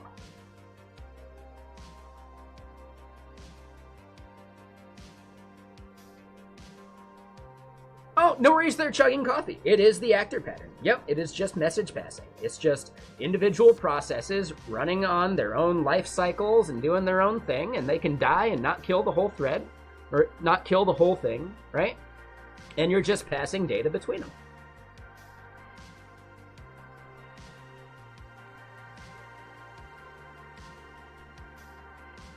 Ooh, Sergeant Pepper, that's really cool. I would love to see more actor pattern stuff, like similar to what you're talking about, especially microservice-wise, using flat buffers. Because you can operate upon a flat buffer without deserializing it.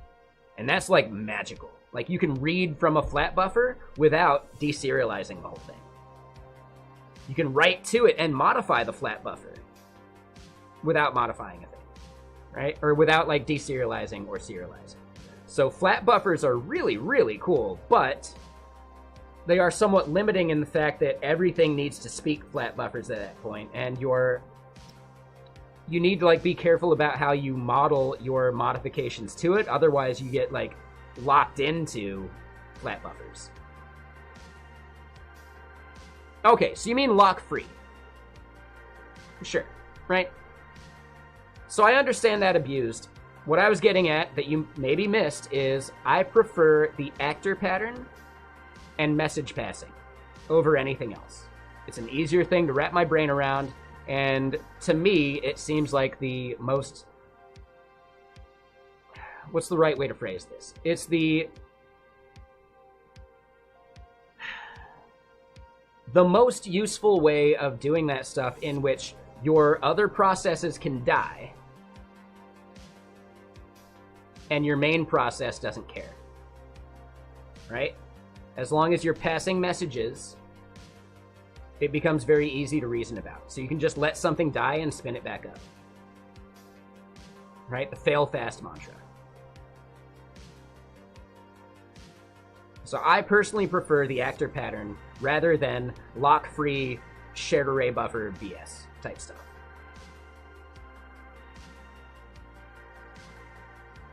And I don't mean BS in like that. I just mean BS as in like just trying to like glob all that other stuff together. Async await in JavaScript is required, right? Due to the run loop. Async await in other languages is maybe less relevant. So if you're doing JavaScript or TypeScript, you have to be aware of async await and the run loop. You can't avoid it. You can't block that loop, otherwise you're breaking your entire application. For other things, I think it's less relevant. You can write Rust code that is simply synchronous and spin up threads or processes to do those other things, right?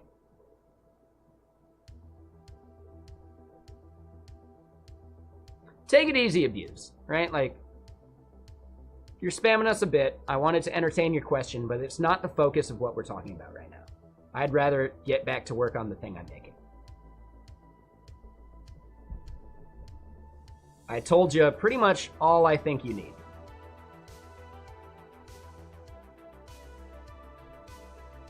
As far as like your initial question.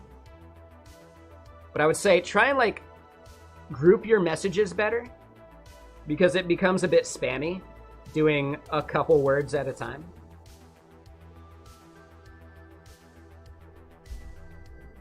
Adam Learns Live would be really, really upset with you right now. Right? Like fragmented messages. It's just a worse experience for everyone.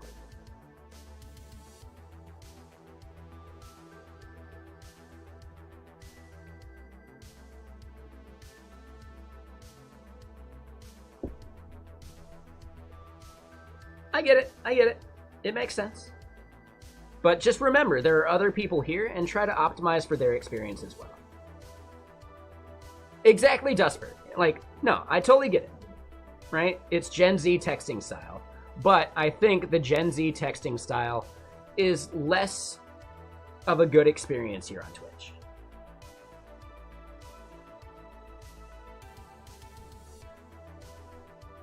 Thank you.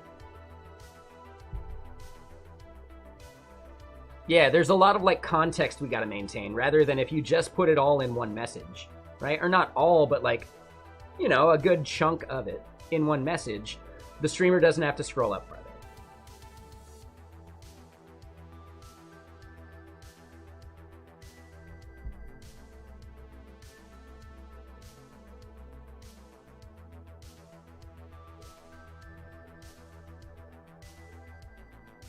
Yeah, right?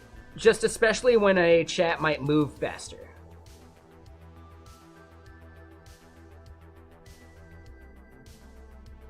Oh, Sergeant Pepper, I thought you were saying I actually had that happening right now. And I was like, oh, fuck. Let me fix it. No, okay. Sorry. I get it.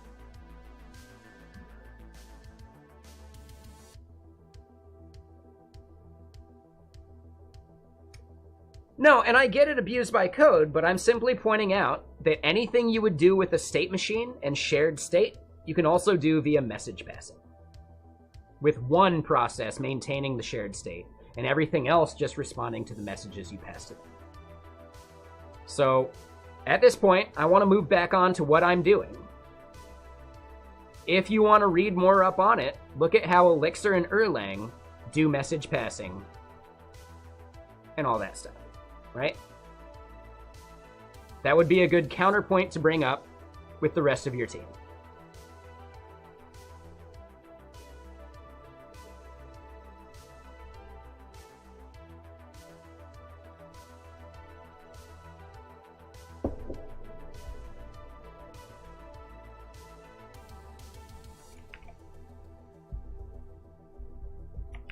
All right, so we're going to say this is a generative provider.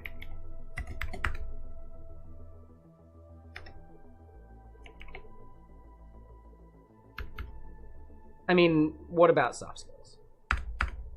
Sorry, I'm not a big fan of like open-ended questions like that. If you have something specific to ask, feel free. But yeah, open-ended questions aren't great for Twitch chat or interviews in general.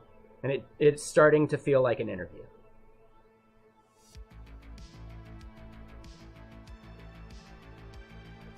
Hold on. Again, abused by code, you're still fragmenting your messages.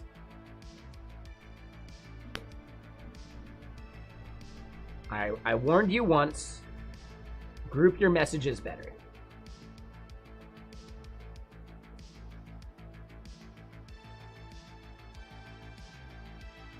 No, I understand you're serious. I'm serious too. Stop fragmenting your messages.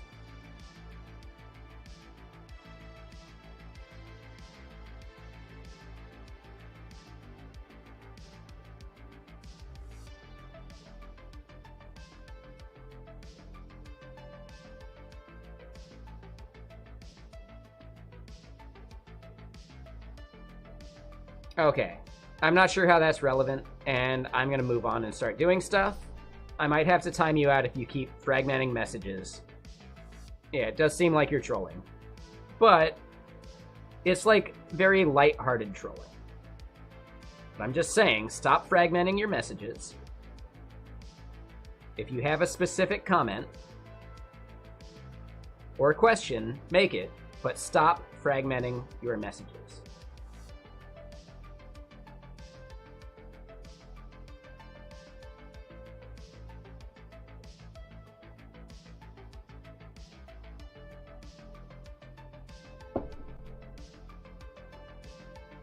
Take it easy, guys, right? Like, it's easy.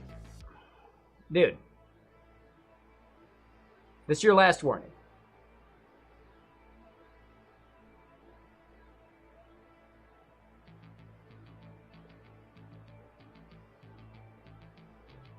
If you're not hearing me, or you don't understand what I'm saying, maybe say so, but man.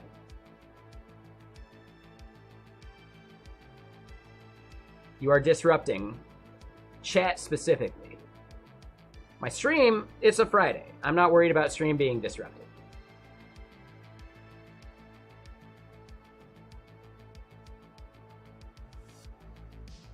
Yeah, that's not relevant, man. I don't care. So far, it seems like your soft skills are lacking.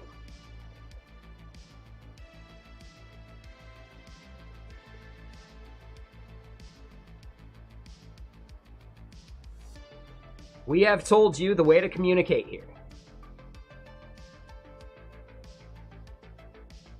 We have told you what fragmenting messages are. It seems like your soft skills are lacking.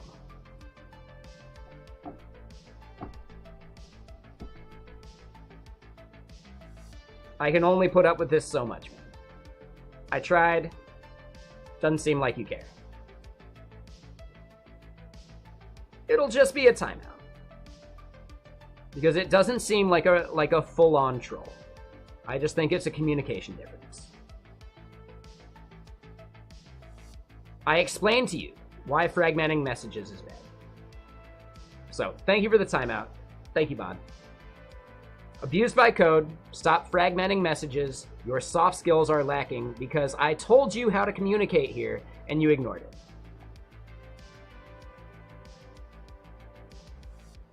But yeah, later chugging coffee. Enjoy the elixir. I mean, I make great background noise while you're learning elixir stuff.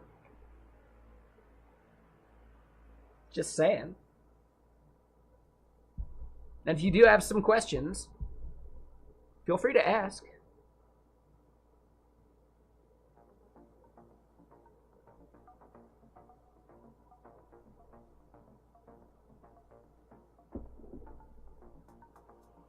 Thank you, Ambogus, Mr. Sir.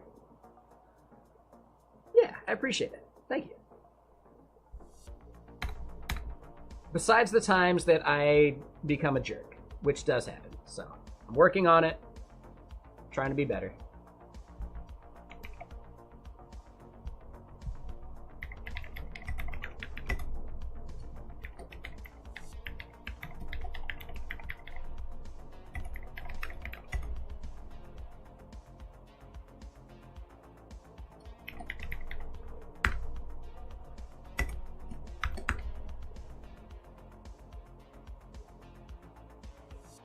Ooh, the best BRB screen. Yeah. I might push back on, like, best background noise on Twitch. There's a lot of good background noise on Twitch. But best BRB screen? Duh. I'll take that compliment any day of the week.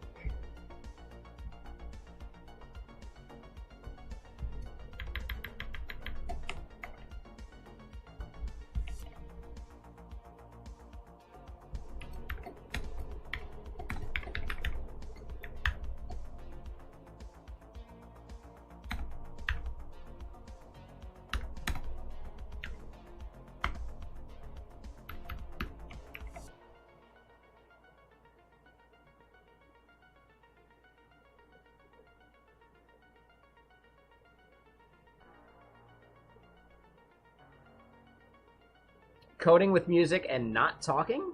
I think the talking is really good, though. Right? There's something about having a voice rather than just music. Like, you can just play music on your own, you know? I think the talking helps bring you into that, like, Pomodoro style, like, let me just jump out and do something else, right? Like, to get your background brain kicking in. I think anything that helps you do the diffuse thought process is actually, like, really useful. Oh, and Marius, thank you so much for the subs, right? Thank you for gifting, man.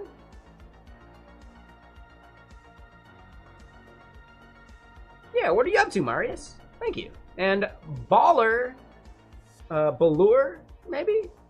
Let me know how to pronounce your name. I'll do it better. Dude, Marius, thank you.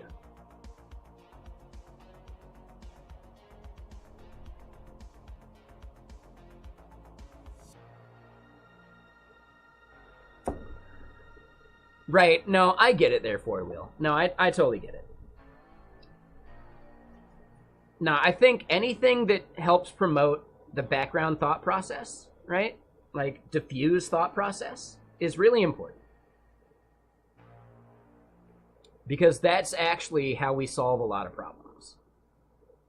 I think we've all gone to sleep at night or, like, ended our workday with an issue, and then somehow, like, when we were either going to sleep or just waking up in the morning, our brains solved that problem for us, and we get back to the computer and we're just, oh, that's the fix. There we go. All right, shower thoughts, etc. So anything that helps that diffuse thought process kick in is important. Exactly. Yeah, for sure. Yeah, I definitely want to make a YouTube video about the diffuse thought process and weaponizing it and using it as much as you possibly can.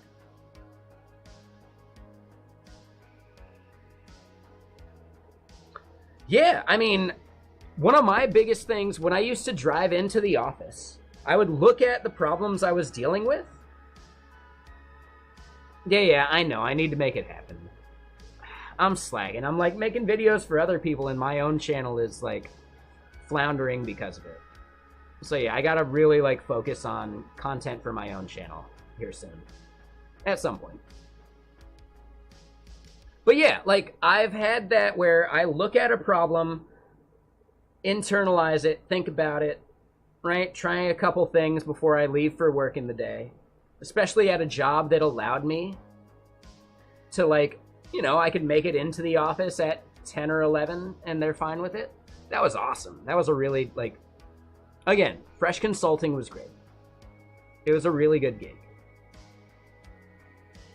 And yeah, I'd show up after rush hour, but I'd still like on my way driving to work, I'd be thinking about the problem that I just worked on a bit. And like when you don't have it in front of you, you have to actually think about the problem abstractly. You have to visualize what's going on in a different way when it's not right there in front of you. And I think that's the important, like, valuable aspect of it. It forces you to think about the problem differently than if it was right here in front of you. That's where the diffuse thought process shines.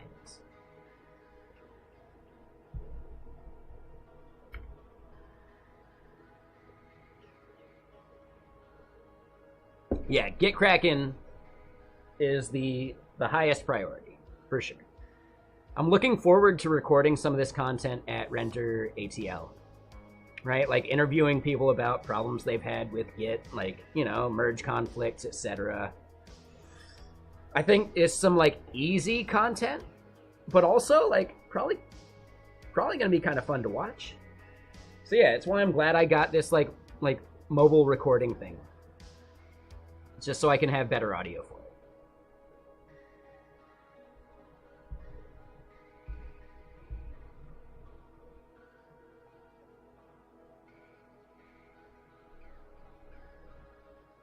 All right, so yeah, we're just spinning up a bunch of these BSE providers that don't matter that much.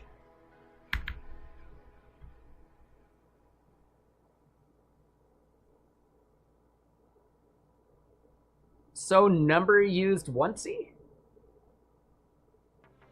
I'm curious what that means. I feel like I've heard someone else say it too.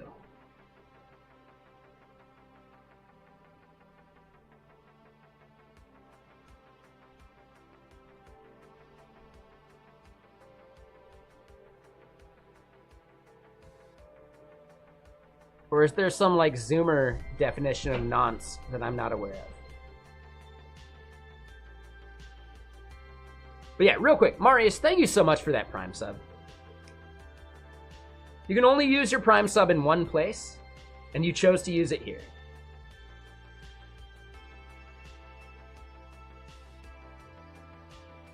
No, yeah, no, I get it there, LG. Does it seem like the Clash fan is trolling at this point then?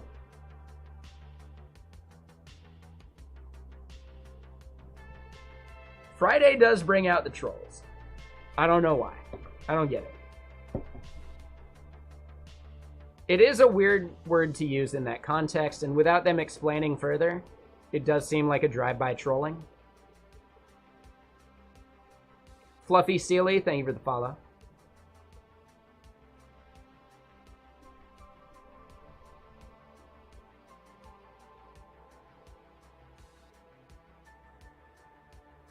Means working on new projects? Okay. All right.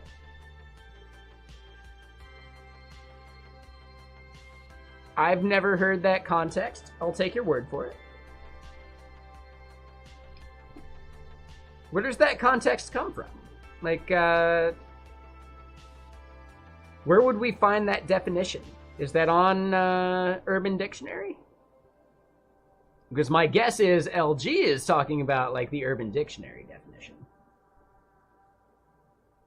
It's a UK term, which, like, the Clash fan makes a lot of sense, for sure. London Calling, obviously. Duh. Duh.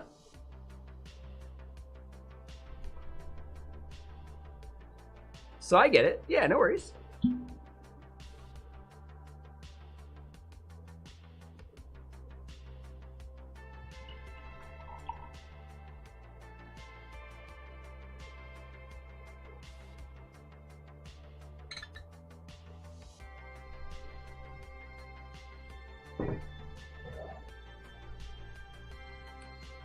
I get it, LG. I'm wondering, is it like a time frame thing? I'm not sure. I don't know. Right? Like, so think about the word Chad. To me, when I hear Chad,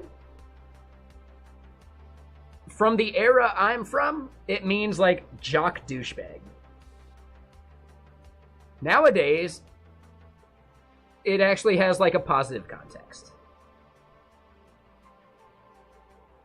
I don't know if I want to YouTube that.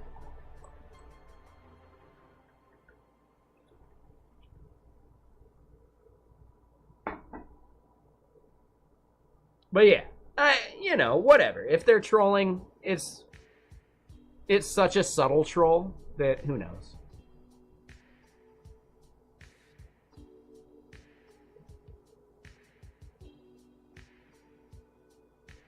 Yeah, I've never heard that. Again, you know, slang is slang, so it's tough. Feeling like a number used once, though, doesn't feel good.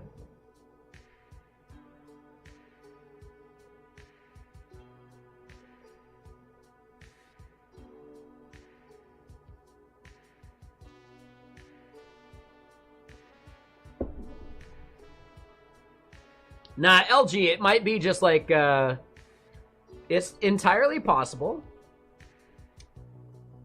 that Fluffy and the other person that made the comment, sorry, I'm forgetting the name already, the Clash fan, might be, like, co-trolling. I'm not saying you are. It's entirely possible, but that's such a subtle troll that, like, you know, whatever. We can move on. I'm not saying you are.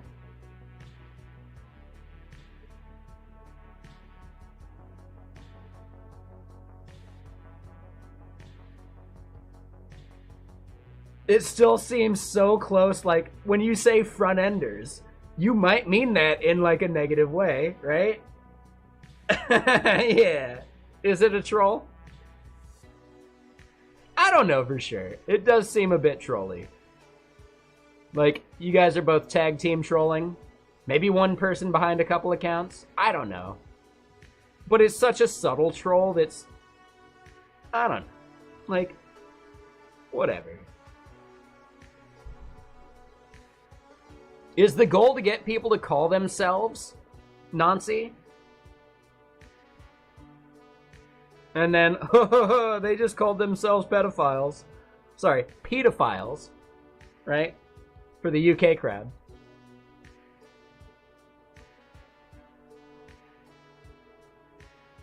Not Peter File. Pedophile. Yeah, I've seen IT crowd. Duh.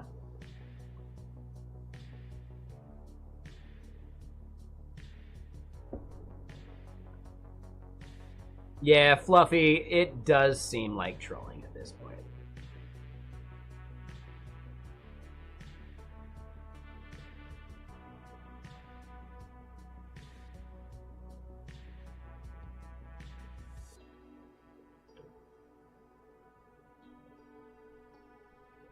IT crowd is a banger. Yeah. I've seen Peep Show as well. I prefer IT crowd. I like Mitchell and Webb Experience, Mitchell and Webb Sound, and Mitchell and Webb, what's the other one? Right? Like, Mitchell and Webb are great.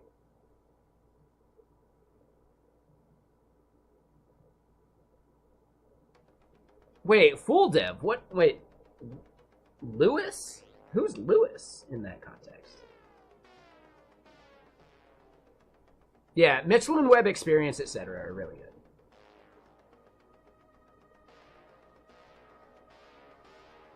Oh, Lois from Family Guy. Peter? I'm like, yeah, for sure.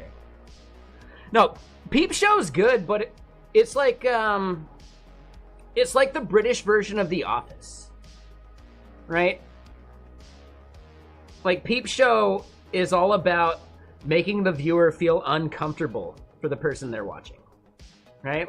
Like the British version of The Office. Like, every single episode of the British version of The Office makes you feel uncomfortable for the characters you see on screen.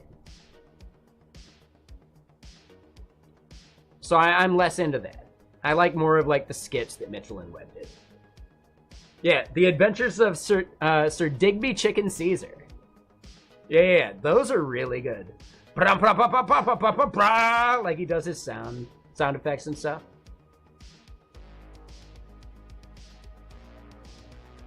I would say the US Office is actually better.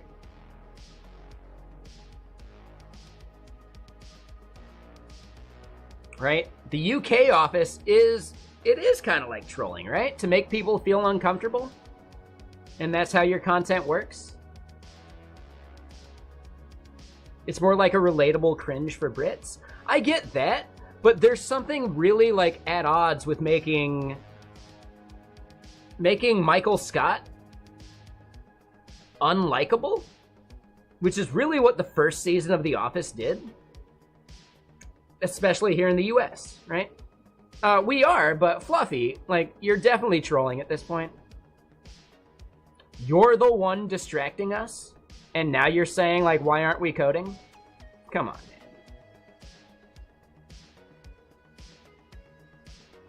So yeah, see you later, trolls. Have fun.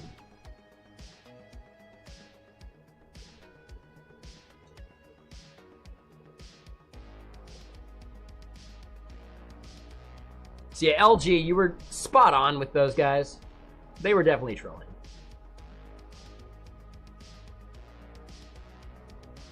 Uh-huh. Meaning you don't like your father because he left or something, right?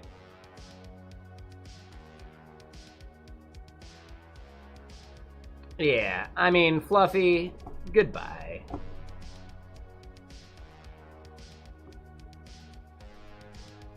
And yeah, Clash fan loves me like his father, but probably doesn't love his father, right?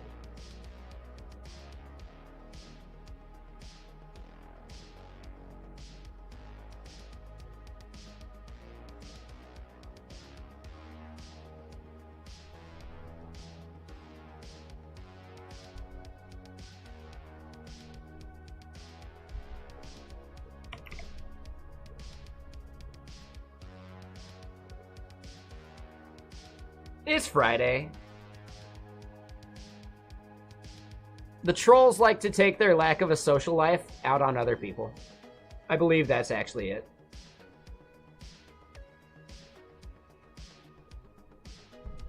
It's okay to not have a social life. When you make it someone else's problem, that's on you.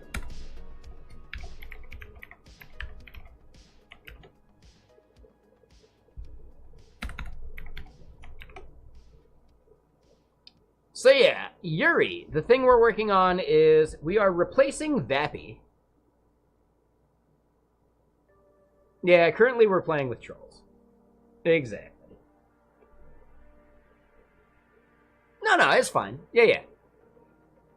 We're approaching 6 years streaming on Twitch. I deal with trolls a lot. We definitely do deal with some people that seem trolly, but actually aren't trolling, but we like lump them in that category. So I'm trying to be better about not assuming malice unless it becomes obvious. And yeah, Fluffy was definitely malicious at that point. I'd say the Clash fan was actually kind of chill, besides his Peterphile style accusations.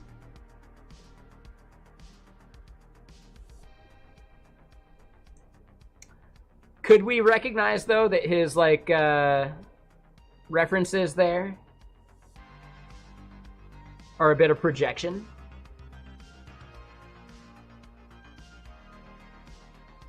So, yeah. FBI, over there. Check out the Clash fan.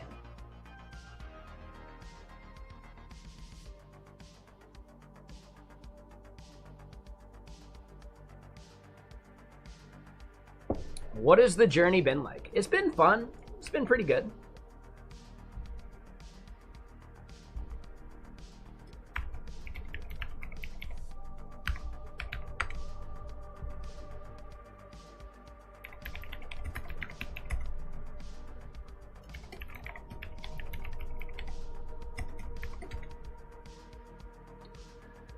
I would say the biggest takeaway is that I didn't realize how many, like, no-life trolls existed on the internet.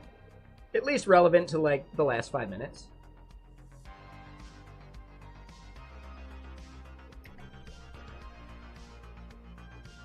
On this channel, always coding. I have another channel for gaming.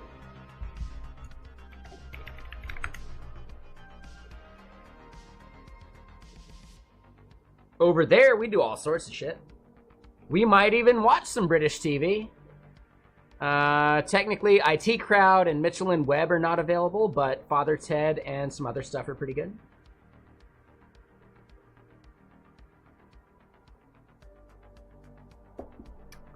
Yeah, when people are not easily recognizable as themselves,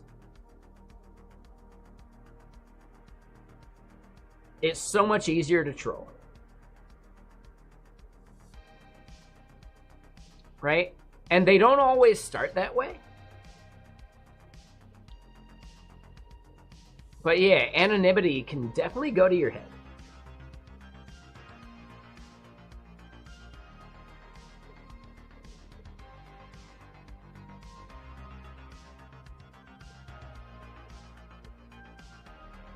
I mean, I'll point out though, For Wheel, I might be gaming or coding late into the night and be bummed that my internet died.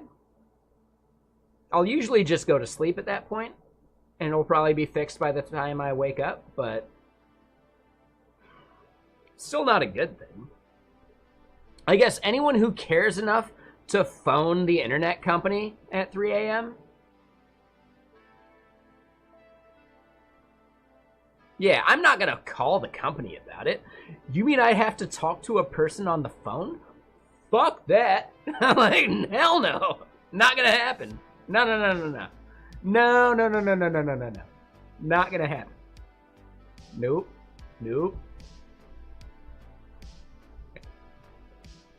Talking to a person on the phone? What am I, 60? You're either 60 or 18 or younger. Yeah, calling and talking to a human being? Fuck that. Like, dude, the worst. Not gonna happen. Wouldn't be prudent.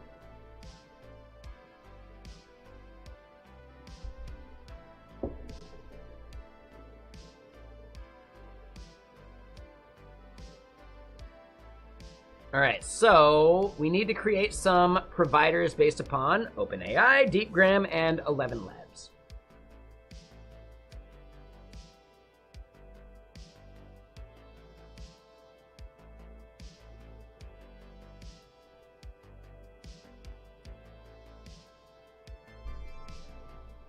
Again, we can assume no malice first. If you want to learn web stuff, we recommend FreeCodeCamp. It doesn't mean that learning web stuff means that you're only going to be a web dev, but the easiest way to get into programming in general is through web stuff because you can see a result quicker than other things. If you're already a programmer, then yeah, like web stuff should be really easy to you at some point. But again, it does depend. So yeah, Free Code Camp is the place I recommend people work at, like actually like learn web dev stuff. If you're a programmer, you should be able to knock that shit out real quick. If you haven't done any programming, it's still a really good way of getting you into understanding some of these things. And then finally, once you've done like some of the bigger parts of Free Code Camp, the command line shouldn't be as scary anymore. So, totally up to you, but I recommend Free Code Camp. There you go.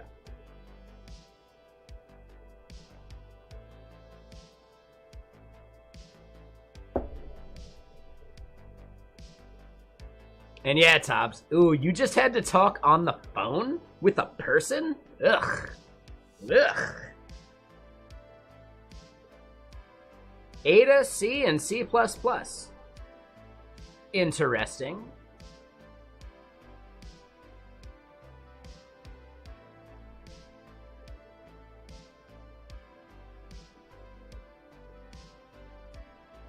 Curious.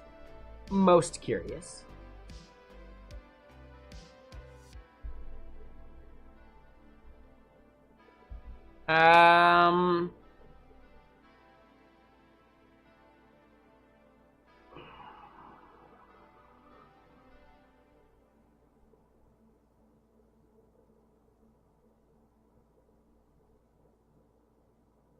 Sure, Zijo. Go for it.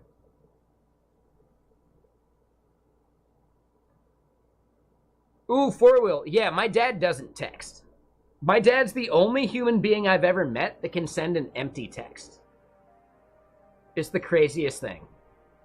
I've actually sent my dad birthday wishes multiple times, right? Throughout the years, and every single time, he replies with an empty text.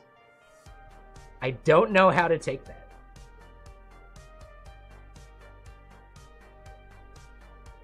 My mom, she knows how to text. My dad does not. But I know for a fact that he's stoked when he gets a text. I just don't think he understands texting. Is what it is. He's set in his ways.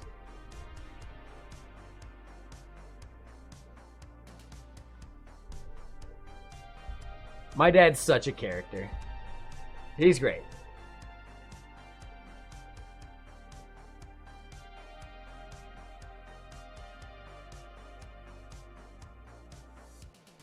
Dr. Kagster knows. If anyone is not aware, Dr. Kagster is my sister.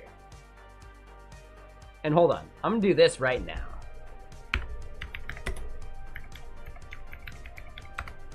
There you go. I'll do that over on the other stream a bit later.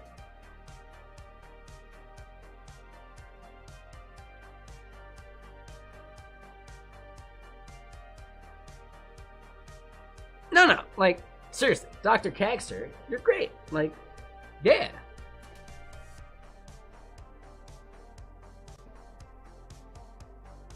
It's fine, Zijo. Right? If you want to learn web stuff, check out Free Code Camp. That's the only advice I can give you. Yeah, for sure. That's my sister. Yep.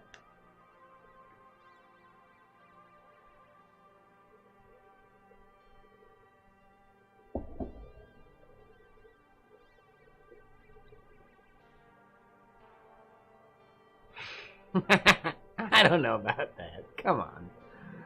Bloodline stuff gets really weird.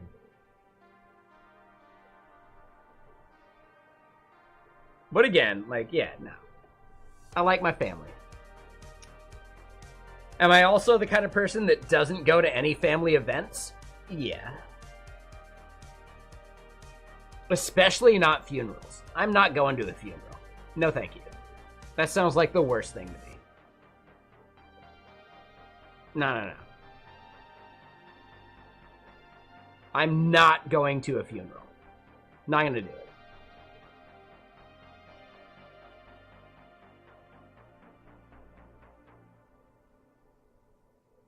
One family event every once in a while might be worth it, right? If something gets scheduled, I'll probably show up. As long as it's not a fucking funeral. I don't want to go there and be sad for a fucking week or whatever, you know? I don't think any human being that dies wants people to feel that sad, you know?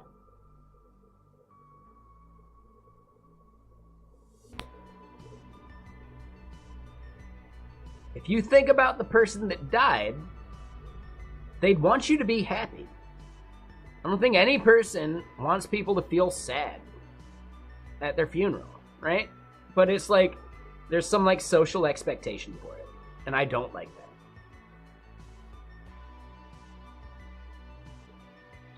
Right?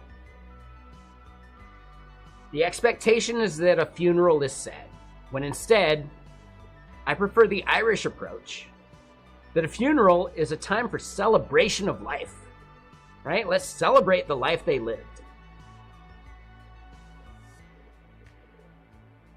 Exactly, Dr. Caxter, right? Like, let's just fucking party.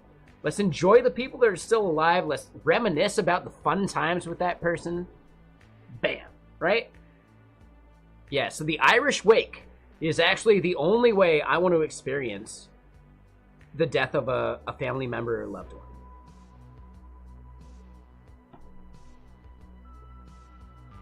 I've never been to a funeral either, Yuri, and I don't plan on doing it.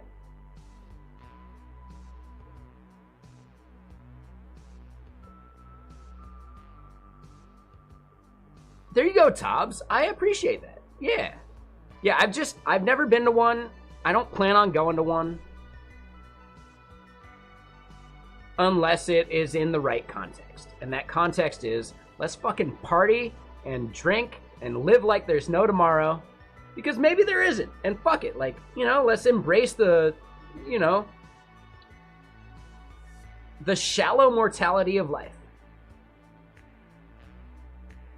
Not all have been sad. I get that.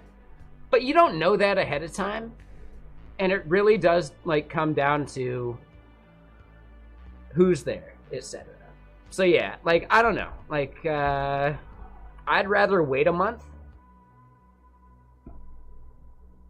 and then schedule just like a celebration of someone's life rather than like, I don't know. Maybe I'm just using what I've seen in films about like the grieving widow type stuff. I don't want to have anything to do with that.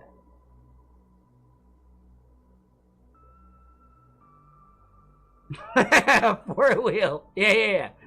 Just by like contacting people, you're bringing them down, man. So I get that, Yuri, but like there is a cultural expectation, at least here in the US, that a funeral is a sad time. Other countries maybe do it differently, and I'd love to embrace that.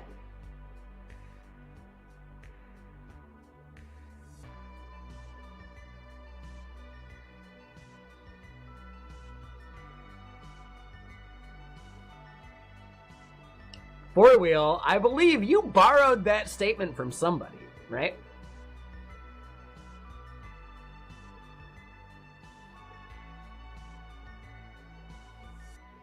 I know. I knew that, four wheel. That's why I thought it was like a fun thing to comment on. Yes, none of us are getting out of this alive. Whatever we're doing here, it's gonna end at some point. The key is enjoying the time that you spend. Which is why I focus most of my time here on streaming, because this is my favorite thing to do besides snowboarding. It really is. Would I rather be snowboarding right now? I mean, I can't lie to you. Yes, I would rather be shredding some POW or slush, right? Like, snowboarding makes me feel young somehow. A genie granted Tobbs immortality when they were 6. I'm pressing X to doubt, but if you believe that, go for it. That genie was somehow shabbily dressed in like bum rags, and all it took was a $3 donation to have your wish granted, right?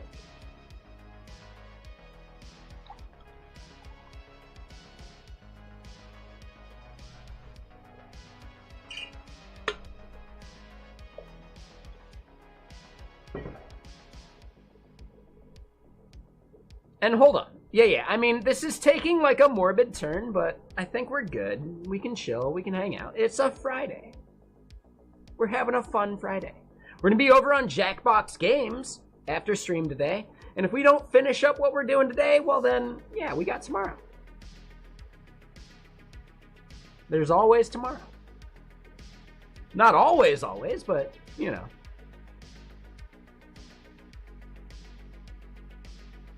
Damn, 4-wheel, that's a bit gnarly, and I'm sorry, man. But hold on, let me read some of these previous comments. One second. So, Sargath, you've attended multiple funerals, and you think presence at funerals allows having some inner reflection. Stop for a while. It's not only about the sad part, though. It allows you to celebrate other things more in life. My question there is, do you need to be there to have that?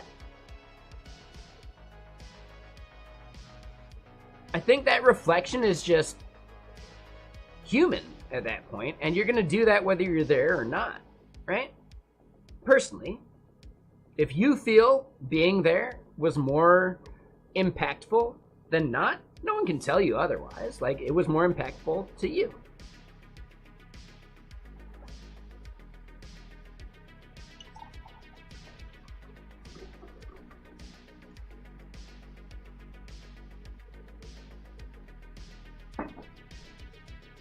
Honestly, Yuri, I would love that. That means I'd actually be able to participate in some way. Right? I'd get a little bit of that finality instead of just like the mental image of it. Sure.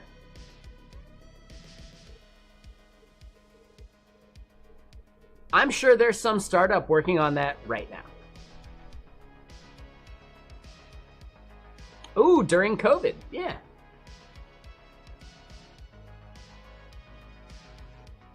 No, I don't think it's billion. I think it's maybe multi-million.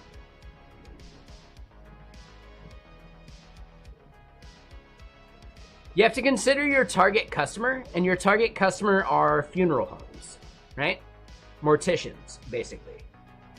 At that point, how many businesses do you think you could actually tie into that? And how many people would actually pay for it?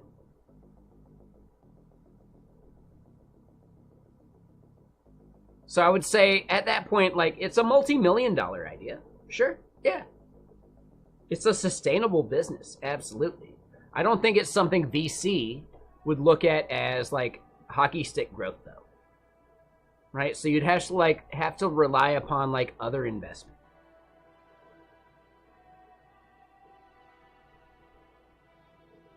So funeral homes do it all the time. It's a $21 billion industry.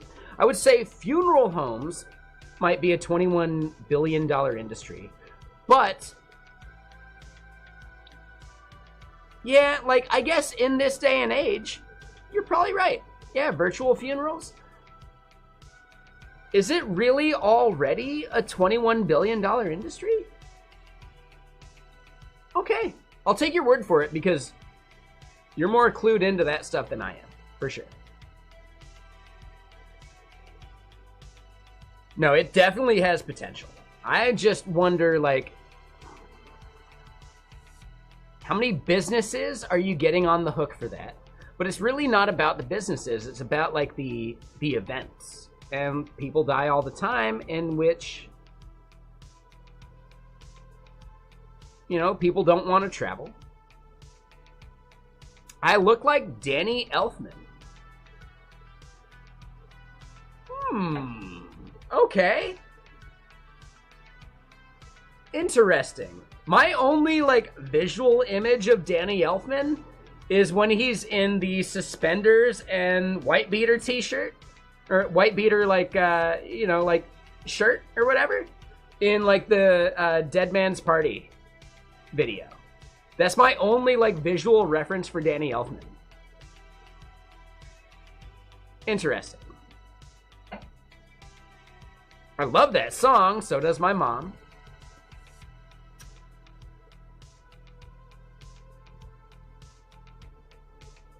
Tell your wife I treat that as a compliment. Thank you.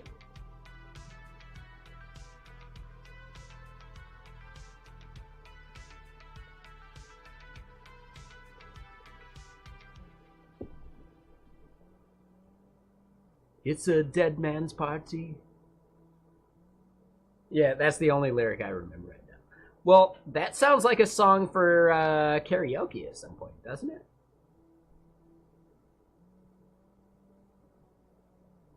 I could do the voice better, I'm not gonna lie. But I would scare off at least 20% of the 54 viewers that are here right now. So I'll hold off on doing my karaoke version of Dead Man's Party.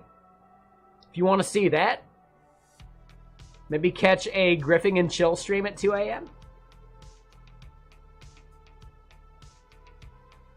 Yeah, there you go, Four Wheel. That's a proper shout out right there.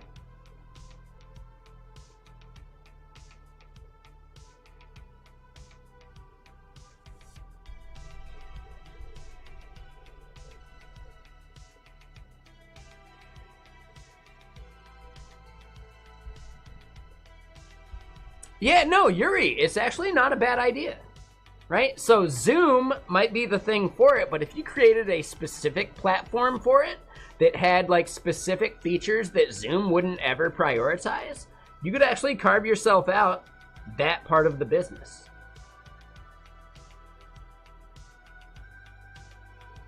Ooh, group karaoke over Discord one night. I like that idea. Ooh.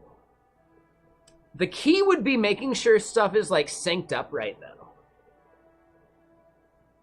So you'd have to like share your screen, etc. So we'd only have to allow people that we fully trust. But that's not a bad idea. I like it. I look identical to a young Danny Elfman. It's a dead man's party. Who could ask for more? Everybody's coming. Check your bodies at the door. Is that the lyric? I think that's the lyric.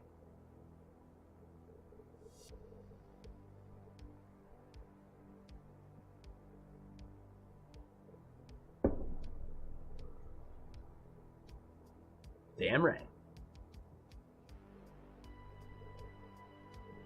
All right, so yeah, we've got some like boilerplate for these things. Let's go through and do like an 11 labs.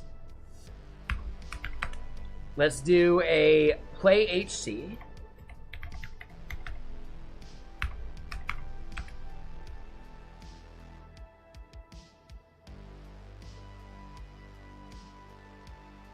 What was the other one we had in our notes? Deepgram.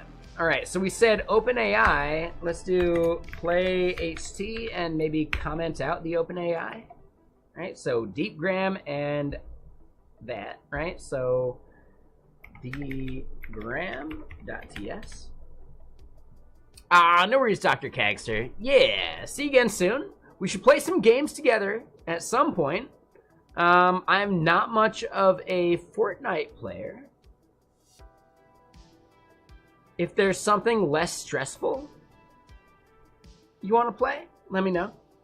I do plan on doing some Jackbox games later tonight. So if you end up joining into those, you're more than welcome. What about EFT? What is EFT? Yuri, I mean, nah. I look at my hands when I type anyway. I don't give a shit. Oh, Escape from Tarkov. Nah, I'm good. I want like a stress-free game. I plan on doing Jackbox. I said I want to end stream today at around 6-ish. Do some cooking stuff, and then start the Jackbox game around like 7 p.m., maybe 7:30. Like, maximum 7:30. Which does mean it's like, yeah, like 10 or 10:30 for you, so I get it. Sorry. And yeah, I think that means that we're probably not playing some Helldivers together tonight.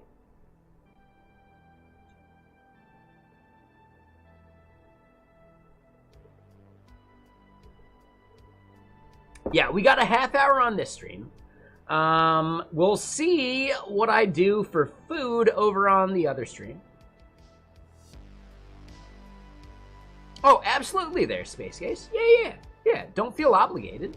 Honestly, let her know she could join too.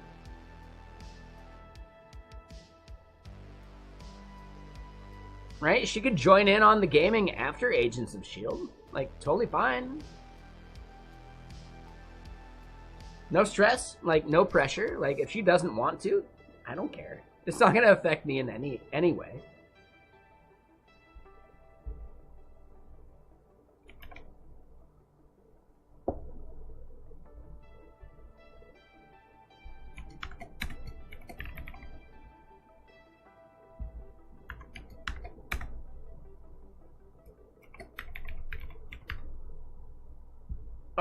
So I have every version of Jackbox. I bought all of them. We'll, like, flip a coin. Honestly, I want to check out, like, the newest version, because I think I checked out the one before it last time. Maybe we switch to 10? But yeah, realistically, I have all of them. And based upon what people prefer, I can switch over to whatever. I don't mind. Sorry, I got the hiccups.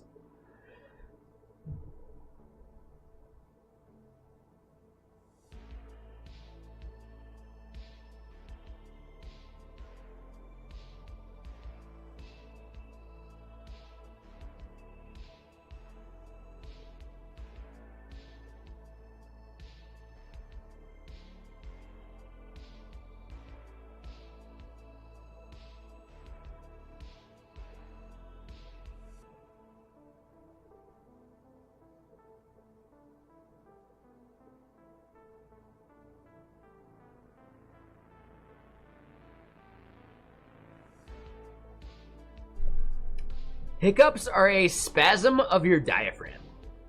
The way to reset your diaphragm is to hold your breath.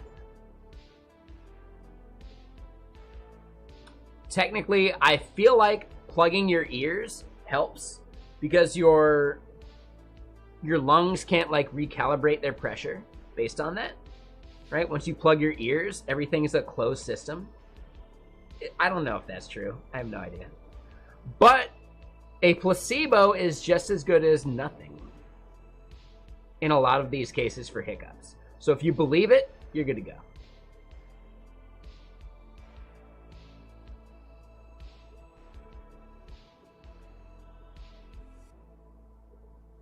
But yeah, Yuri, thank you for that sub. I really appreciate it, man. Or just, oh no, I can't do a handstand. Don't you remember, right? Shoulder issues. Come on.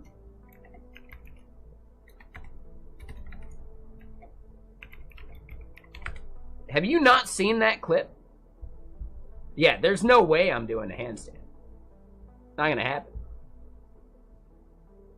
Physically impossible at this point.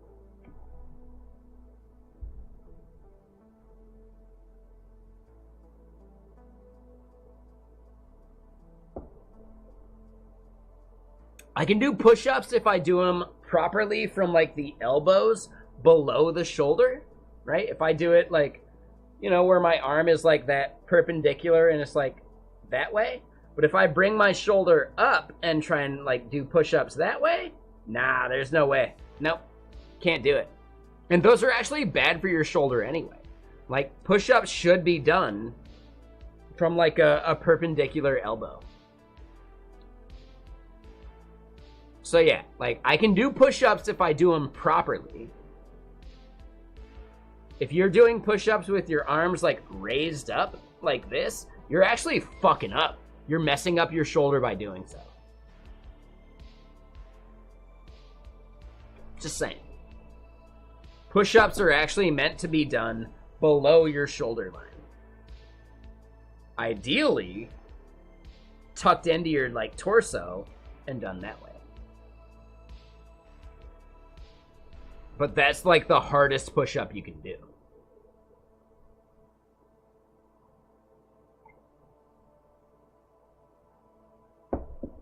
Ooh, so Yuri, yeah, we're not working on Vexilla today. I do want to jump back into Vexilla at some point soon. It's a like foundational tool that I think has value in the same way that Walter, another project we have that I want to focus on at some point, has value.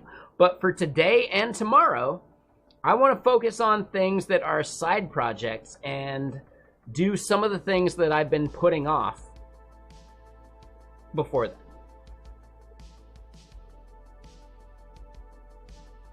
Yeah, we basically started doing like side projects for Friday and Saturday versus like the core like main projects.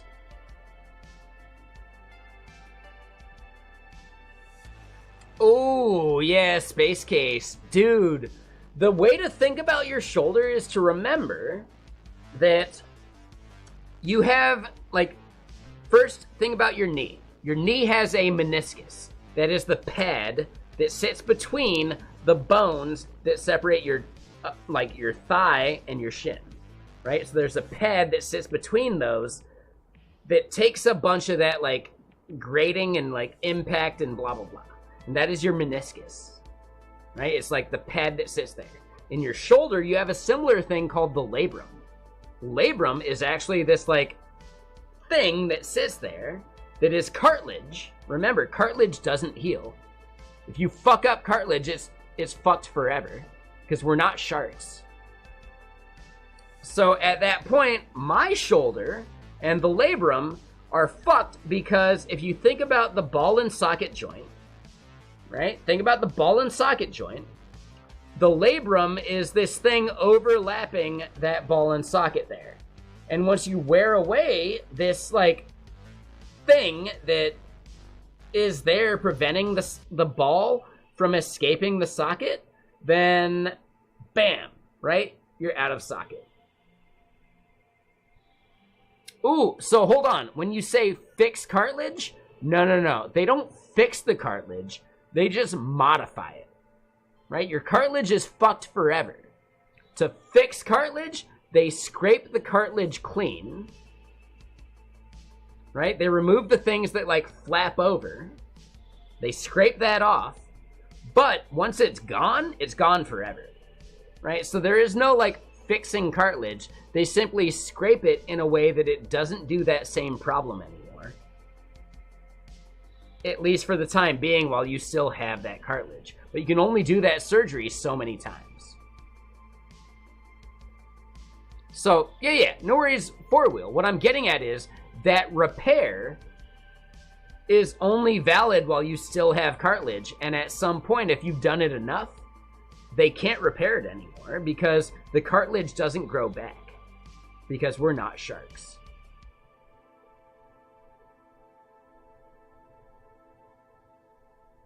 Oof. Patellar tendonitis. So instead for you, Space Case, right, there's the knee, and then there's like the patella in the front. The patella has tendons. No, I think they're actually, are they cartilage? I don't know. I don't know about the patella specifically. The patella has two things that attach it at the top and the bottom. And if you fuck one of those up, it sucks. It is tendon. Okay.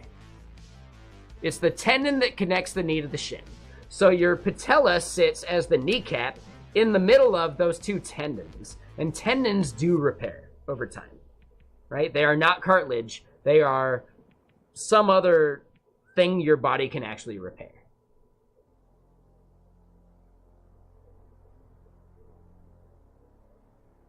When you say torn rotator cuff, the rotator cuff is actually not one specific part of your shoulder. Your entire shoulder is basically the rotator cuff.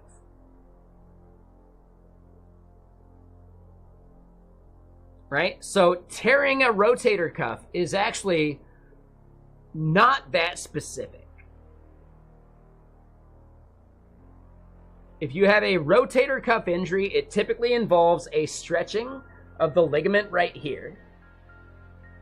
And to reattach that, either it fully detached and you got a problem, or it got stretched out to the fact that like it no longer does its like intended use case.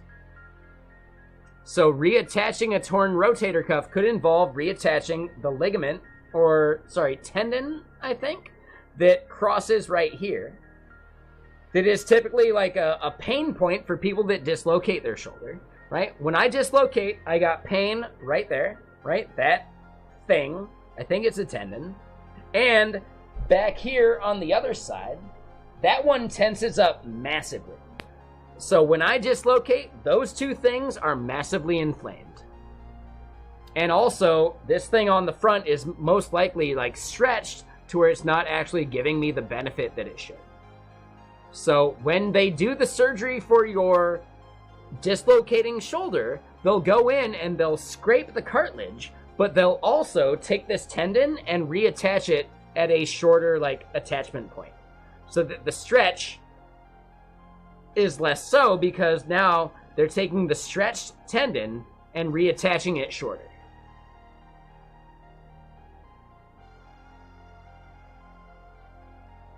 So again, four-wheel, what you're saying about rotator cuff actually applies to all of the shoulder. Rotator cuff is the entire thing here. It implies the cartilage, it implies the tendons, it implies the entire thing. Rotator cuff is actually like a generic term for all of that shit working together.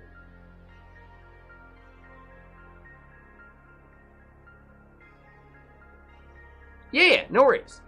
So tendons attach muscle to bone. Cartilage.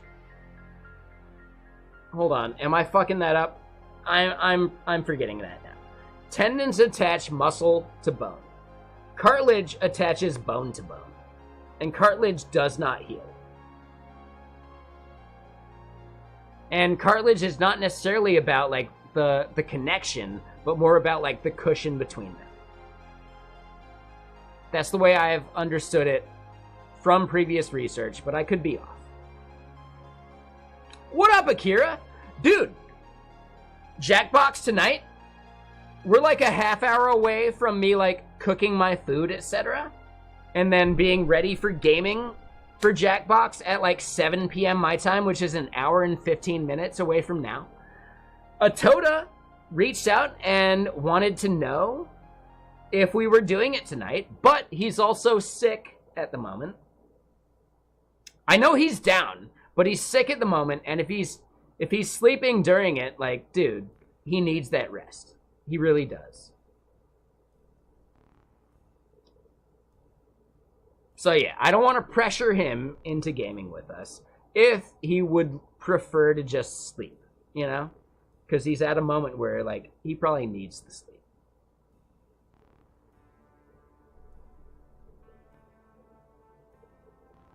So yeah, voice provider here though, let's do that.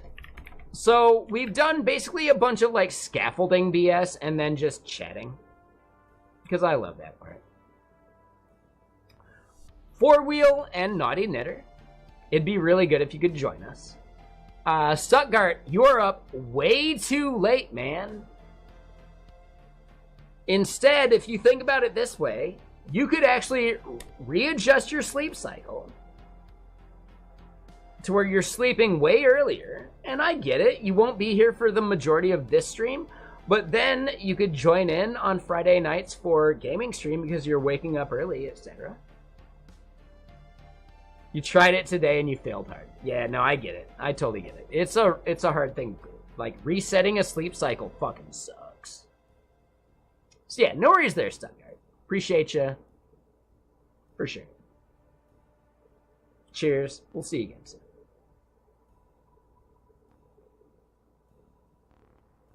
Alright, so I got at least 15 minutes in me. Let me go pee. Because yeah. The whiskey floweth. I'll be right back. Restroom. Now, wouldn't you like to be a pepper too? And hold on, sorry, four-wheel. I don't do push-to-talk.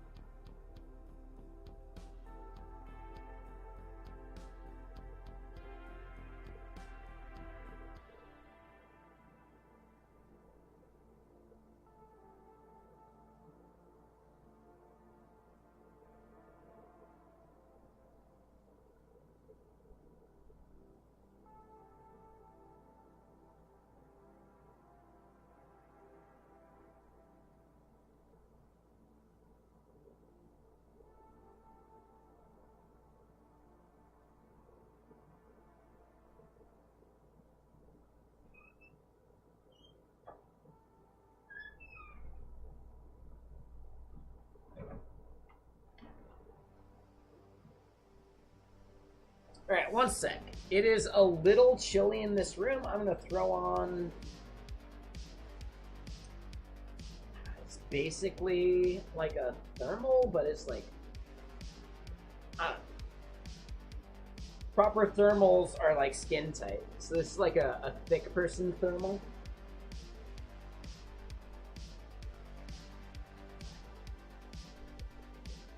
Thicker than me, right? I am a thick person at this point.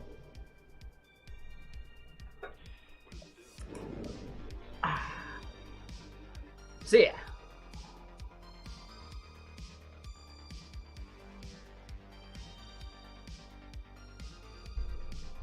So hold on. Yeah. You guys chatted about push to talk. Yeah, it should be a thing that's not that hard, but I've never used it, so I'm not sure. And yeah, easy game, easy life. How you doing? What you up to? Let me adjust the sleeves inside of this thing. Yeah, I got my AC cranked up to where it's like nice and chilly in this room and I need to throw on a layer. That's the best. I hate when you're too hot and there's nothing you can do about it. Whereas like when you're too cold, you can just throw on another layer. So I love the cold weather. I'm a cold weather person.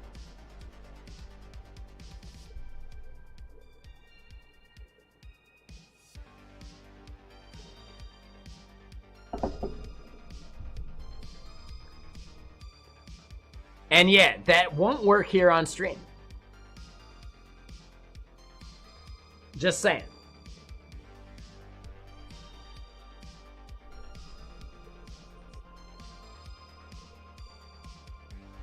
All right, so our gist is we create a base voice provider.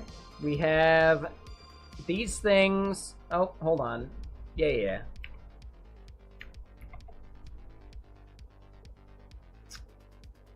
Ooh, what up, easy game, easy life. I want to point out we are not working on Vexilla right now, but it is something that I think people should use. And yeah, we'll make that like the focus of stream on Monday, but I think today and tomorrow we want to focus on other projects.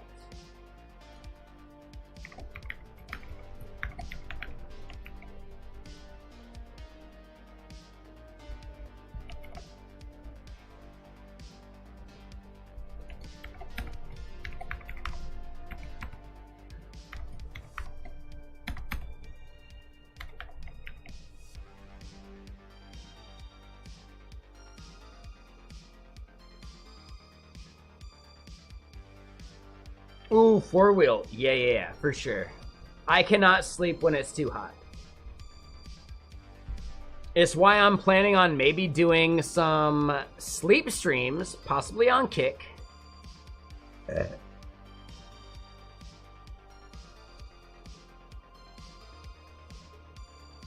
And I'll buy one of those, hold on, what's the company? God, what's the company that makes, like, the bed thing? I'm, like, spacing on their name right now. 8 Sleep. Yes, exactly, Akira. If I could buy an 8 Sleep and write it off towards my stream content, right? Treating my stream as, like, a revenue stream, and then, like, any revenue I make, I could write off an expense towards it.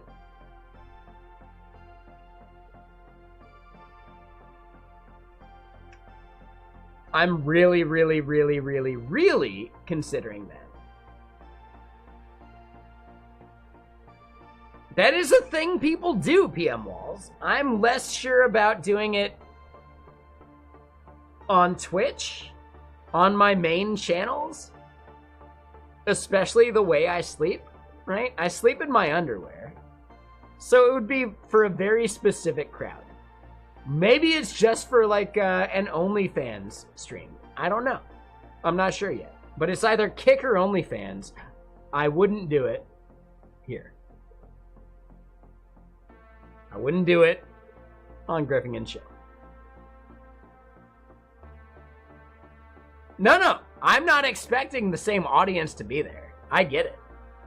But if I'm making it all part of the same like content creator platform, then I can write that shit off. So I need to create a business that is CM Griffing Streaming.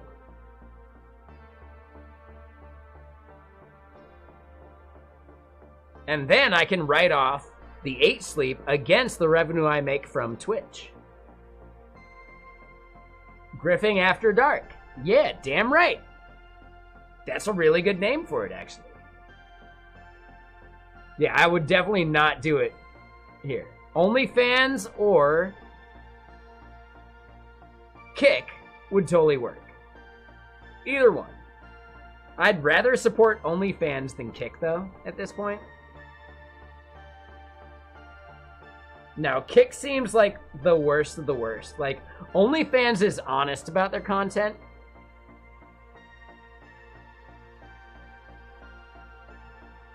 But maybe I just multi-stream to the OnlyFans, the Kick, and Punch? I mean, is that a joke? Is that like a streaming, like, joke? Yeah, that's a joke. I get it. Yeah, for sure. Kick Punch. Kick Puncher. Or Punch Kicker.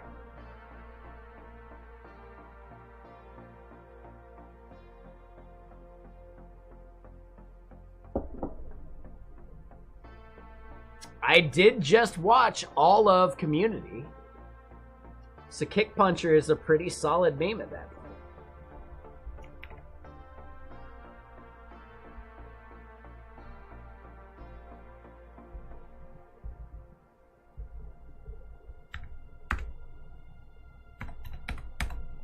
Alright, so I don't know if we need any of that.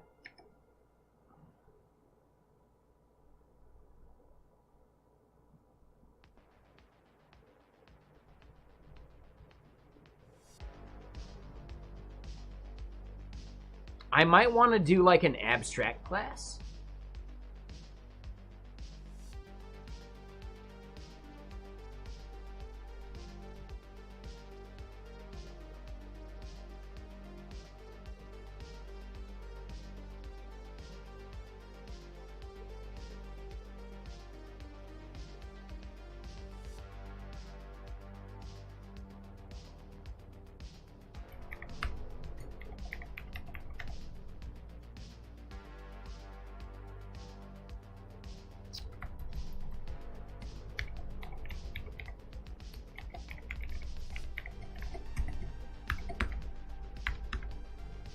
Get prompt response.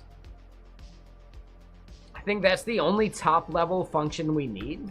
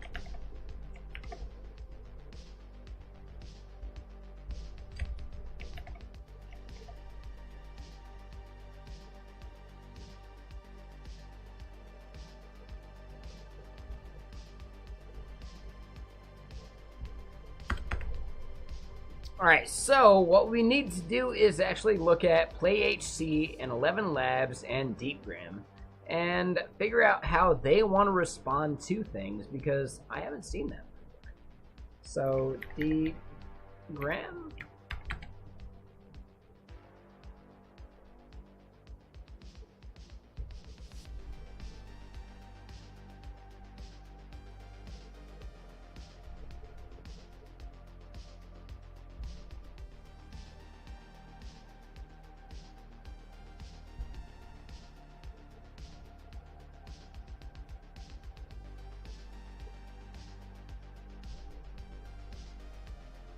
Okay.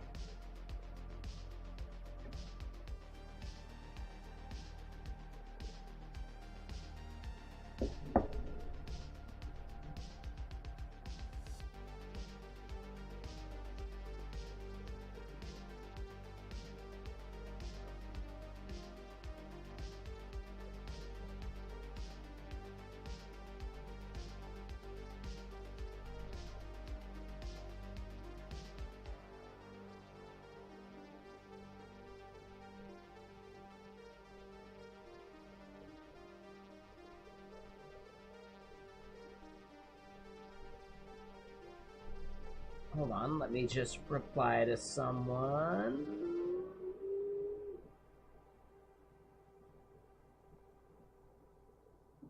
There we go. Alright, just double checking.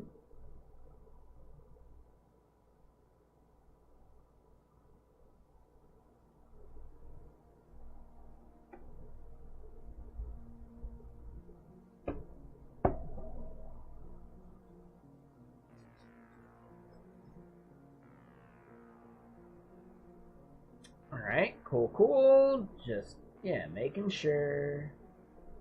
Alright, we good. Yeah. So, oh, and hold on. I didn't actually look at Discord. No, we're good. We're set.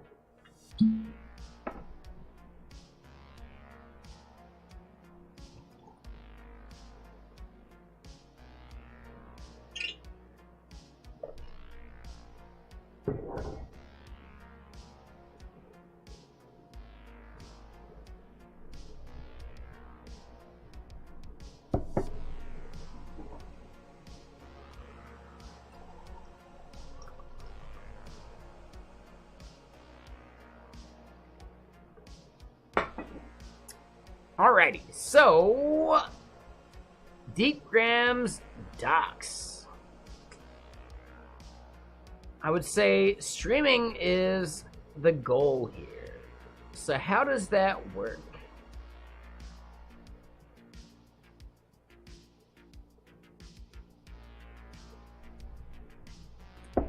I should probably lock it down.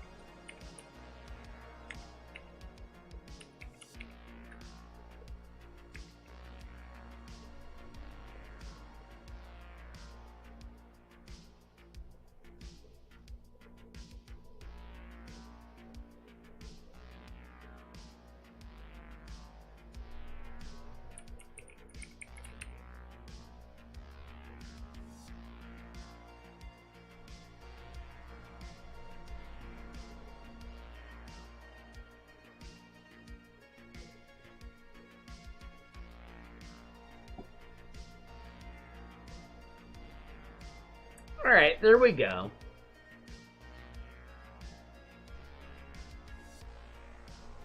I at least locked down the name.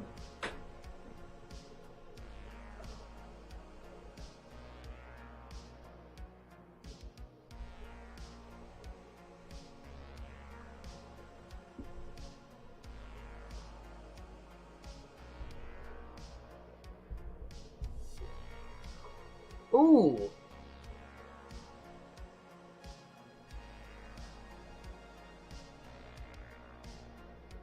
Wait, what, Akira? I don't even know how to, like, understand that comment.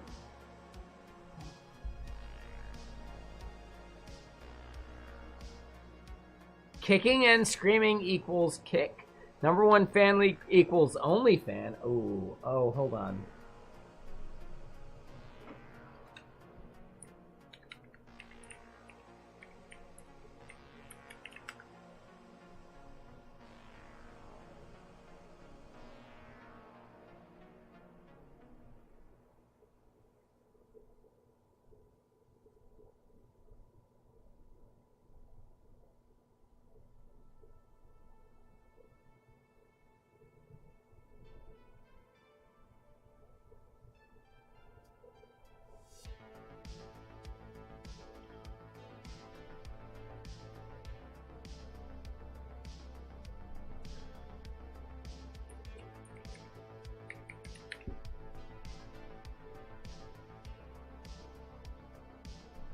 All right, boom. So I locked down CM Griffin on all channels.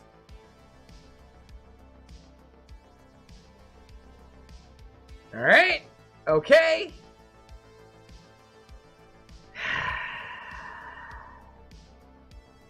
Yes, yeah, for sure. Does it mean I'm gonna post anything there? Fuck no. All channels, okay? But yes, Kick and OnlyFans, we're good. All right, nailed it.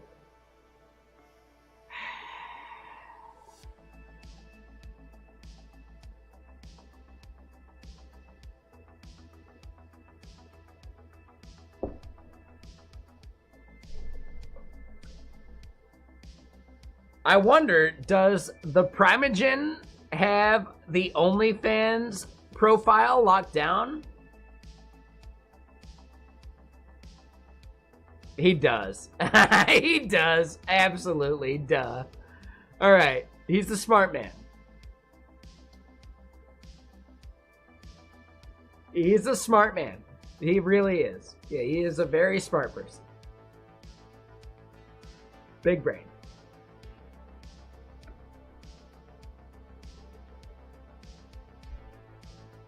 Big brain.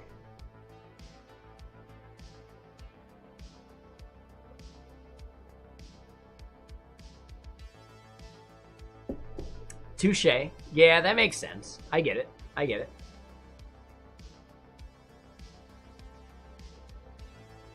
All right, so as far as what we're doing, we scaffolded out basically nothing. This means we got work to do tomorrow. And I think our first step is doing the OpenAI stuff. Random question, what is my hosting platform of choice? For the business-focused things I'm doing, I'm using Architect, which is arc.codes, arc.codes. And that is AWS focused. We are currently evaluating if Cloudflare is worth releasing things to.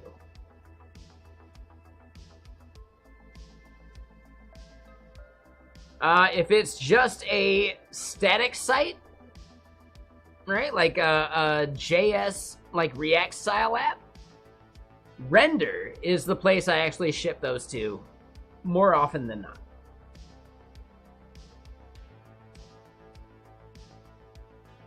I personally prefer to not do Vercel at this point. Not against the company, not against anything, but I just want to use a third party. And hold on, Shu, over there on YouTube, you're totally right. I'm only in one ear. I'm going to investigate another solution for multicasting that I think is probably going to be like OBS focused. And that means that I have full control. The thing I'm using for multicasting is split cam, and split cam does not allow me to actually like dictate whether audio is mono or stereo. So yeah, I'm sorry there, Shu. You're totally right.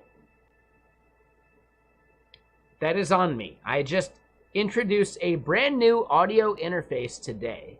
And that audio interface allows me to maybe like chat and clip, but it's a 32-bit float thing, so it shouldn't actually lose any like value of the audio.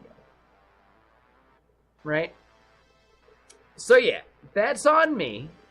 That's my fault. I apologize. I need to fix it. You're not wrong.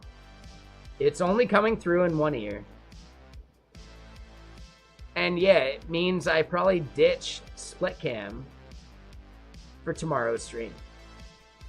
So I'm going to have to spend some time tomorrow morning figuring out how I ditch split cam. I don't know the right way to do that yet. So yeah, I'll figure it out. We'll see. We'll see.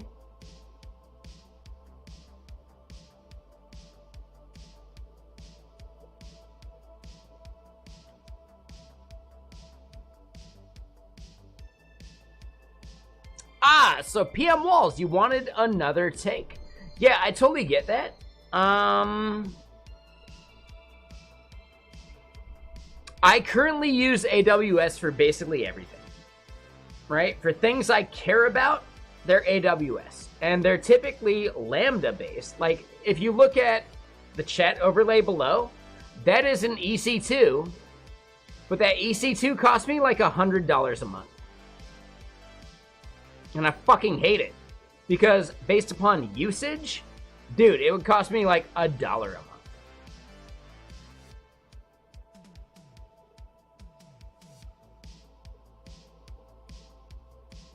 It would cost me so fucking little to make it serverless.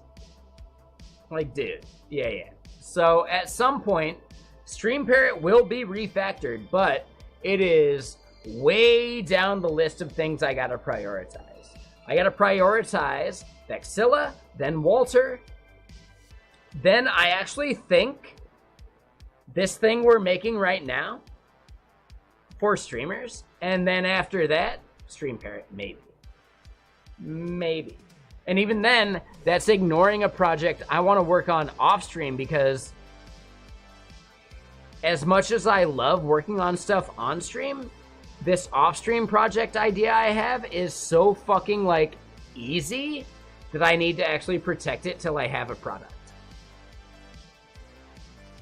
So yeah, I have, like, a middle project that is more important than the thing you see me working on or Stream Parrot.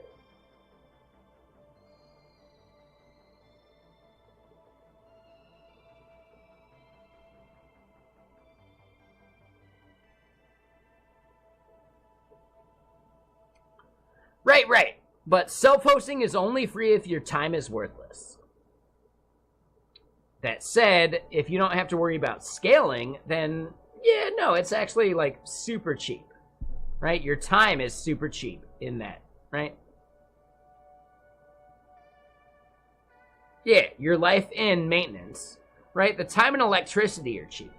But again, like there is like the caveat of if you want to like self-host something, it's free as long as you're not amortizing the effort you put into it.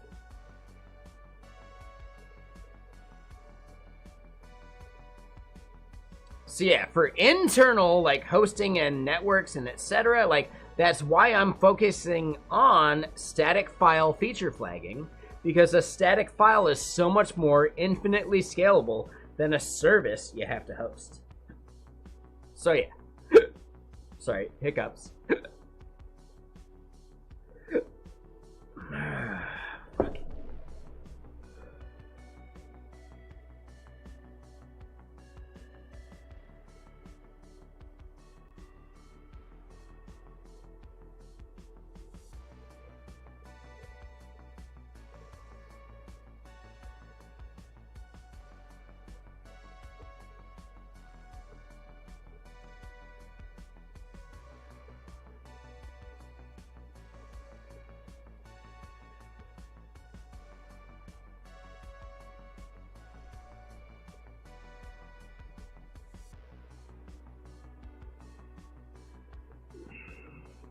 Right. We're good to go. And yeah, Shu, thank you for the nice words. Tomorrow, I think audio should be fixed on YouTube. So I'm so sorry for only being in one ear right now. And yeah, that's a problem. I plan on fixing that. I have a brand new interface, though, that I think improved the audio quality in general. And it means that I'm no longer, like, peaking in ways that harm the experience. So I'm really happy with this 32-bit float interface. That said, it does cause some, like, stuff I gotta do. So we'll get there. I think if I just reboot here at some point, we should be good to go. But that reboot will happen after gaming tonight.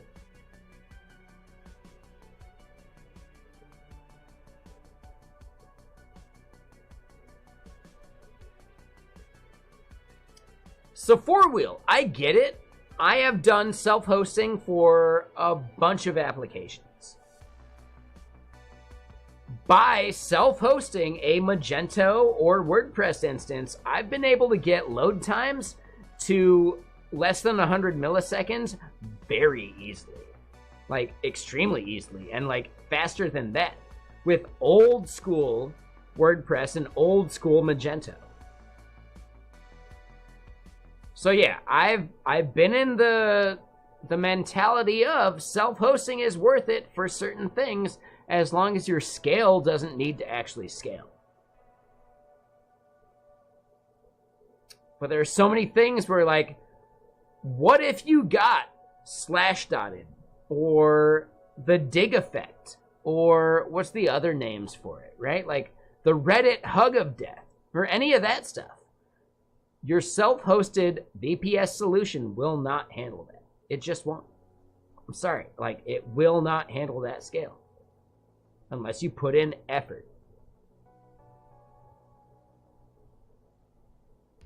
I've done full page caching with WordPress, and that would handle multiple thousands of users. But if we get to like millions of users, no, that shit's dead. Like, I understand that there is like a reasonable expectation from caching and full page caching and other stuff. But at the end of the day, if you get slash dotted or the Reddit hug of death, or I feel like it's the Hacker News hug of death, right? It's like a, in quotes, hug of death, right? The pedantic judging hug of death on Hacker News. Like, any of those things could bring down your blog if you're not doing it right.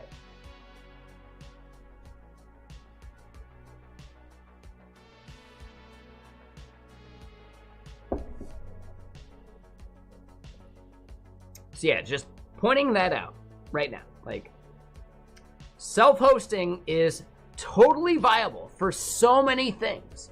And the Coolify dude is such a cool dude. I actually want to schedule an interview with him at some point in which we chat about and maybe bring a service to Coolify, right? I'll set up something on Low End Box. And if you're not aware, you can get super cheap VPSs on lowendbox.com. There's no guarantee that shit will exist in a year. But if you build your stuff up in the right way, and your logs and things you care about lasting forever go somewhere else, then yeah, your VPSs could be as ephemeral as a low-end box. Like, totally fine, man.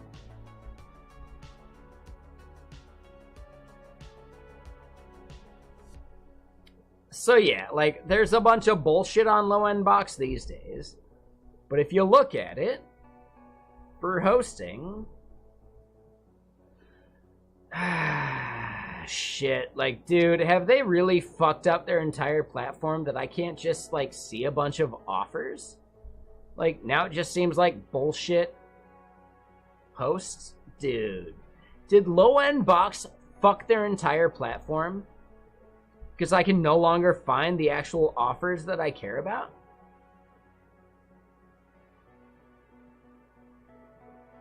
They have entirely, like, fuckered their entire platform. It's been about 2 weeks since you noticed the change. All you can do is push back. I'm going to tweet about it right now.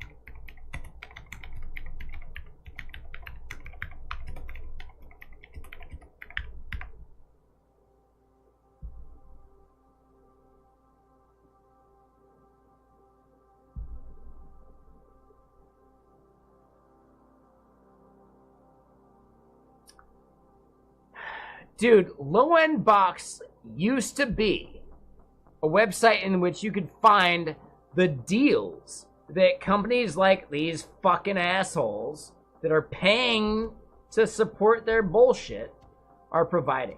So Chicago VPS, which I'm stoked to see still existing, that's fucking awesome. Right? And all these other providers used to just post like deals. And now their entire like homepage is just bullshit. Like, dude, I don't give a fuck about your bullshit. Have some other way of promoting it, please. But like, dude, their bullshit is now no longer what the content was for. Like, dude, Low End Box used to be the best place to find hosting offers. And now their hosting offers content doesn't actually show those offers till you click into a fucking thing. Like, dude, let me scroll the fucking offers in a way that I see value, or your website is now irrelevant. And someone else could actually spin up a better version of whatever the fuck this is. Yeah, sure, we could use Cryptomus or Stripe, like, to do an unmetered Linux VPS for, like, dude, like, we have to rely upon the title of articles. Yeah, no, you're absolutely fucking right.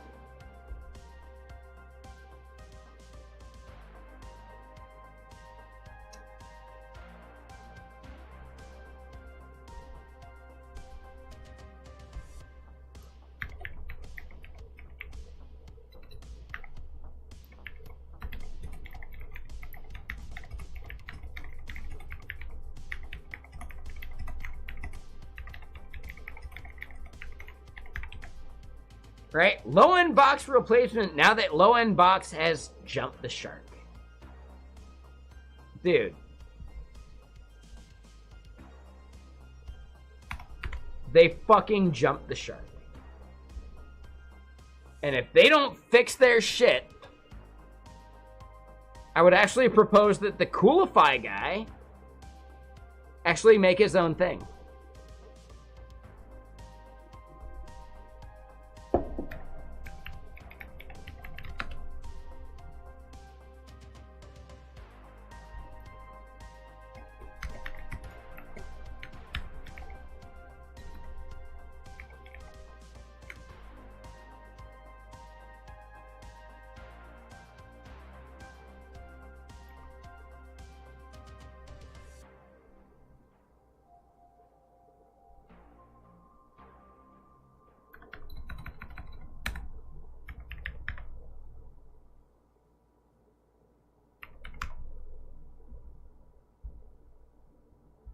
That is their product, right?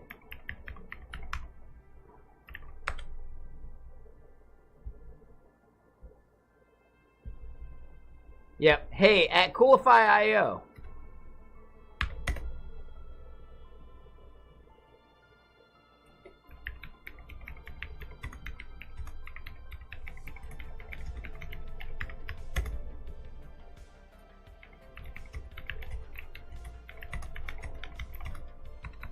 Time for you to be the hero we need.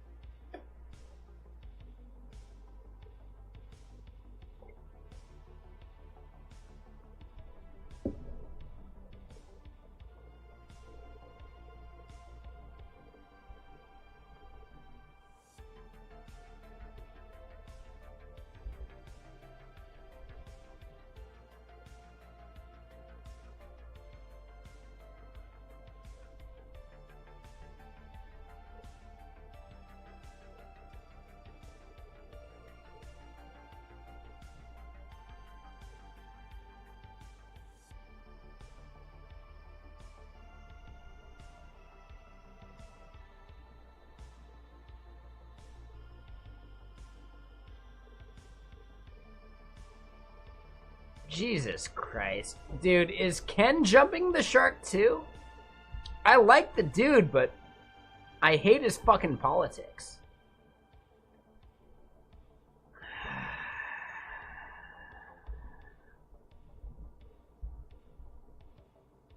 Oh, this is huge. This can be you. Damn, Coolify has a really good website. I'm going to say, real quick, I like Ken as a person. I can hate his fucking politics, and I'd still happily have a whiskey with that dude. I don't want to let politics divide us. I think that's the biggest problem in society. They want us to actually treat each other as enemies. I don't even know who they is, but it's true, right? I like Ken.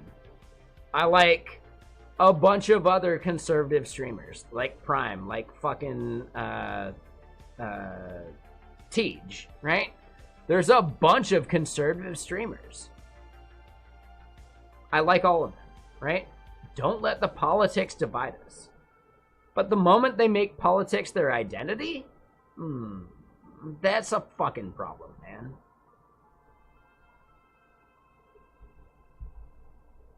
I fundamentally disagree with a bunch of their political preferences. Fundamentally. Like, holy shitballs. But that said, I like Ken as a person still.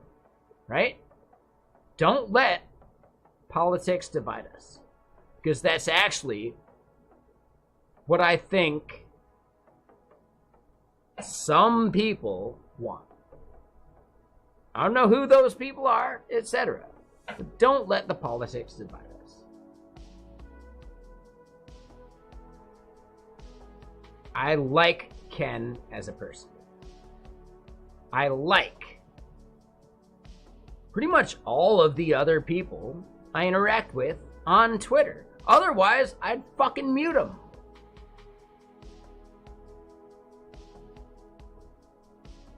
We can recognize that I am very liberal. I believe in fucking human rights. People being able to exist, etc. Mute still works. Block is a problem, though. Block is like...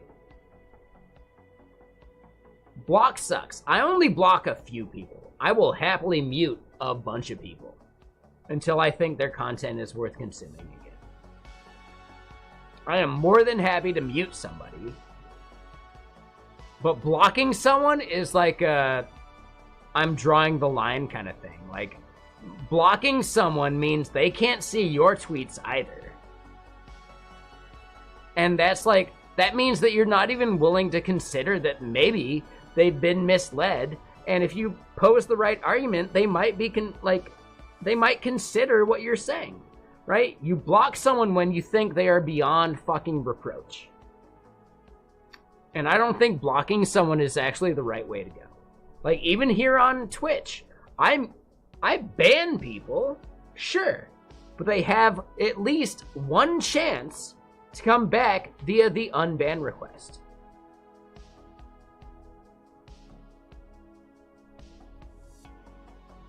right? Blocks are such like an extreme measure, just like, you know, like an extra special ban where like you won't even consider their argument. Like, I've never done that here on Twitch. I'll ban someone, sure, because I don't think 10 minutes are the right amount of time for them to actually like reflect. That's like the main reason I ban. If I don't think 10 minutes are going to give them the time to reflect upon what they've done. Yeah, blocking someone on Twitter is very fucking extreme. Wait, really? Four Wheel? Are there streamers that don't do, like, unban requests? Like, they just ignore them immediately? That is so, like... that's so rude. Like, someone could actually get it, you know? Dude, a person that's willing to be apologetic... That is the type of person I'm willing, like, I really want here in chat, right? They make a bad statement and they're willing to, like maybe not apologize, but reflect upon what they said and recognize some flaws in it. It doesn't mean that's an apology, but they can at least recognize the flaws in their previous rhetoric or blah, blah, blah. Like, dude, why would you ever, like, deny that type of person that moment for growth?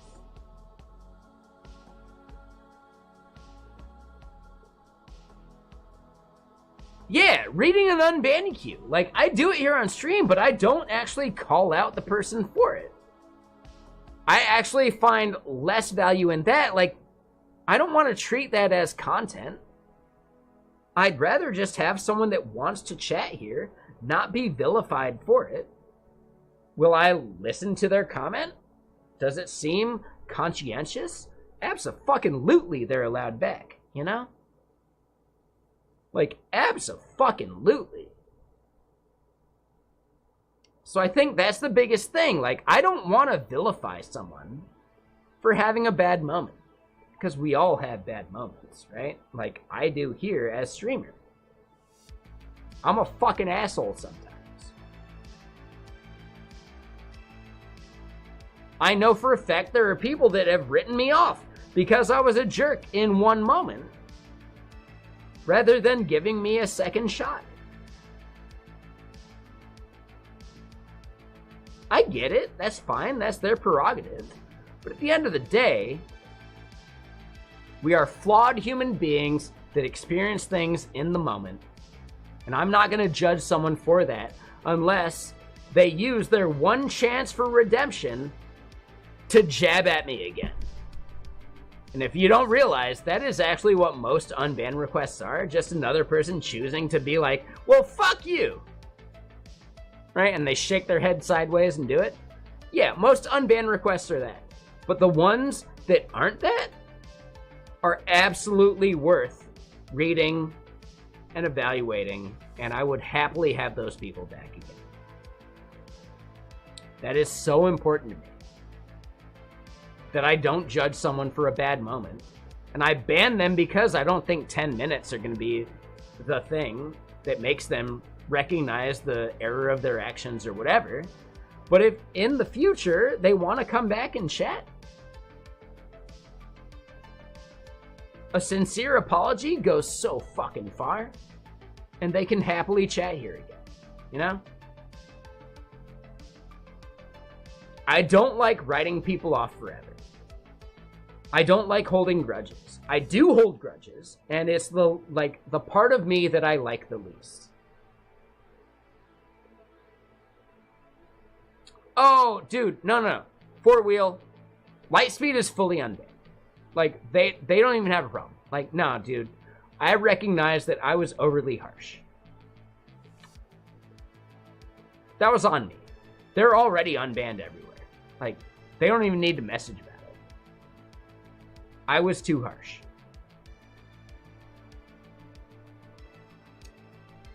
They may have lurked, they may do whatever. That's on them if they feel comfortable chatting again. I don't know. I don't want to call them out or push them to chat again. Like, it's when they feel comfortable, they'll chat again. But again, I was too harsh. I was the asshole there. I recognize that they made comments that I felt did harm, but my response to those comments was not right.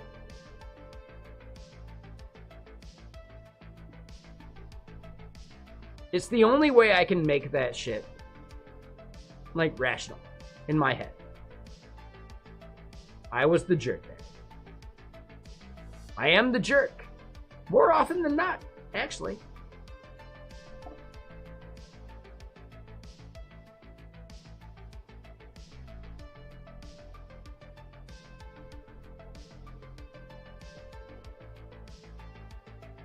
But no pressure on them.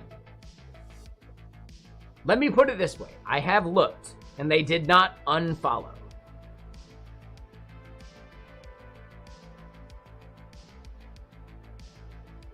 I really like that about them.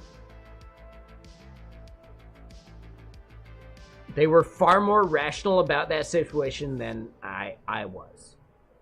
And I really like that about them.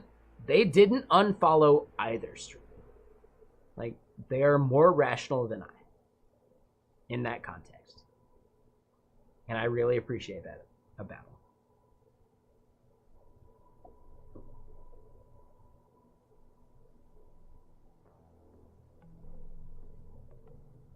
That said, Lightspeed, if you're out there, I do appreciate you. I'm not going to say that you're, right? Like, the comments you made didn't cause harm. Like, I felt worse about myself due to the comments you made. But my reaction to those comments wasn't right. I'll agree with that 1,000%. I'm not going to say making those comments was right, but my response to those comments was wrong.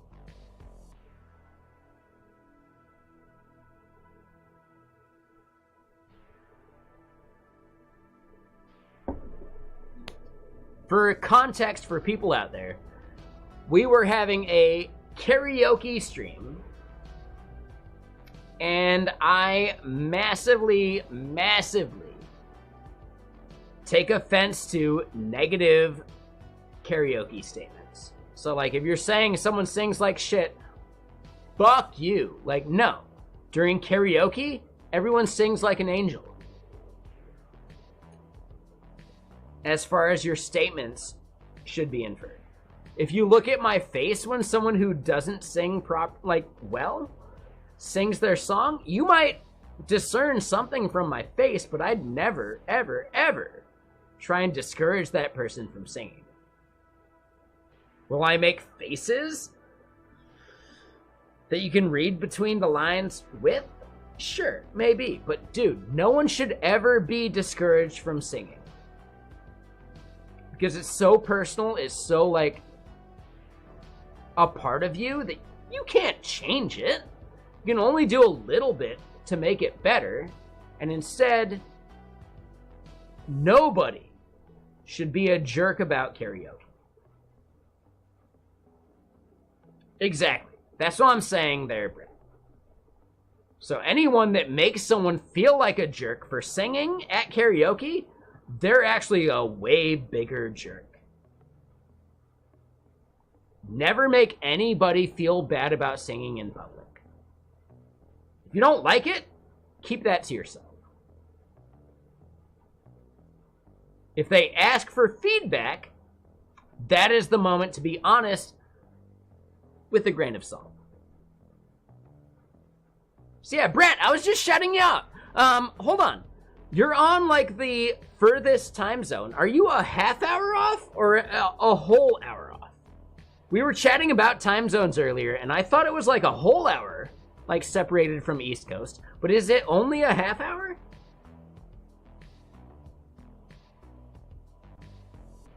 So you're on full 4 hours, not just 3.5.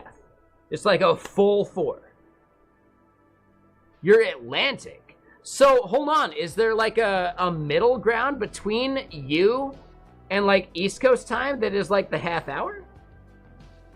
Because I think that was what messed me up. Someone said, like, there's a half-hour difference between, like, East Coast and, I guess, PLE, which is, like, something L Island? I forget the name. Like, I don't know. Fuck it.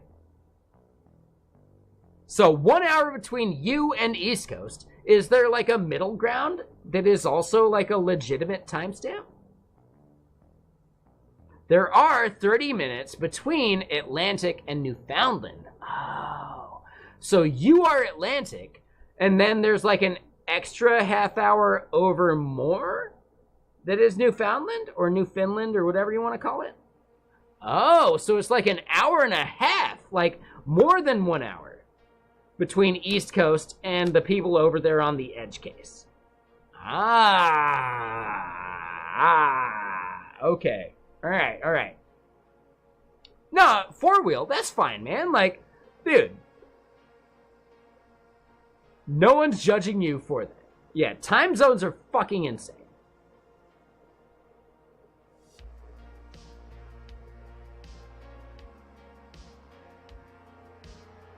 The lack of live musicians. Oh, I like that. That makes sense there. Space Case, for sure. But I think the biggest thing is don't ever make someone feel bad about singing in public. Because it probably took a bunch of effort for them to actually make that happen anyway. If they're not asking for feedback, don't give it. And that's the simplest way to approach karaoke. If I sing at karaoke and I ask you how I did, please be honest. But if I don't ask you how I did, don't offer a critique.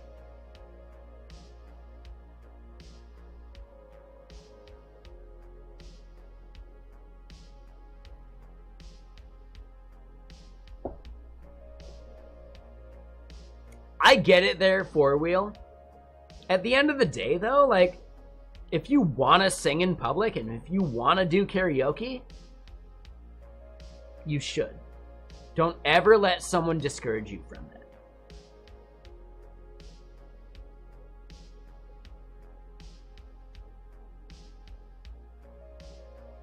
Yeah, exactly. Like, you know, karaoke is one of those things that you should definitely not be a jerk about. And if your instinct is to be a jerk, you just shouldn't go to those bars.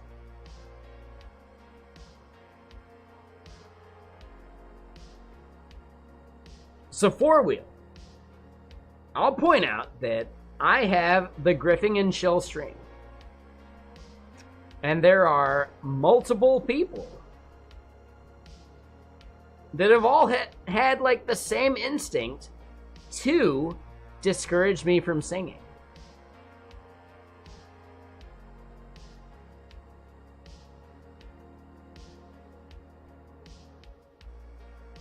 Even people that I consider regulars and people I trust, etc.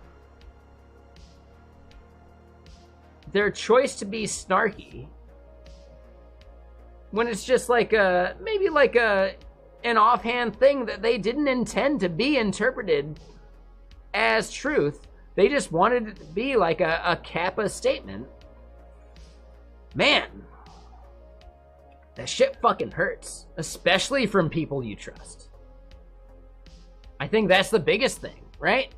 When you go outside of your element and sing for people, and people you trusted are negative about it, ooh, that is the worst feeling in the world. And I agree, like, phrasing it as worst feeling in the world, no, there are worse feelings, so I'm just saying, like, that shit sucks, though. That shit fucking sucks. People you trust, people that you feel are part of your inner circle, and then their instinct is to talk shit. Dude, that hurts so bad.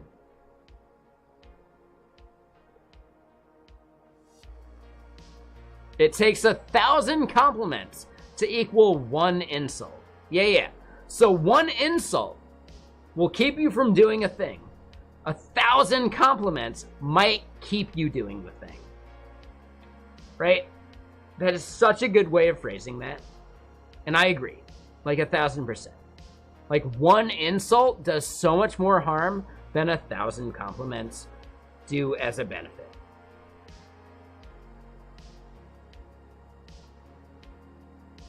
And it sucks that our instinct is to naysay a thing. That really does suck. You know?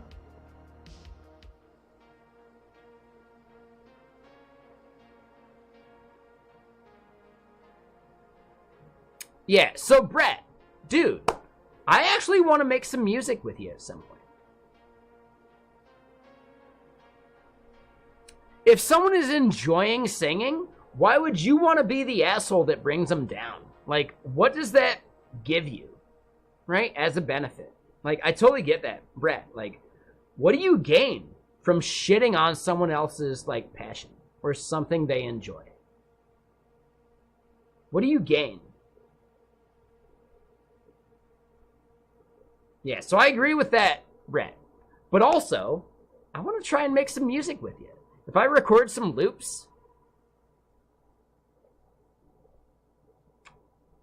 could I send them off to you and then maybe you do something with them?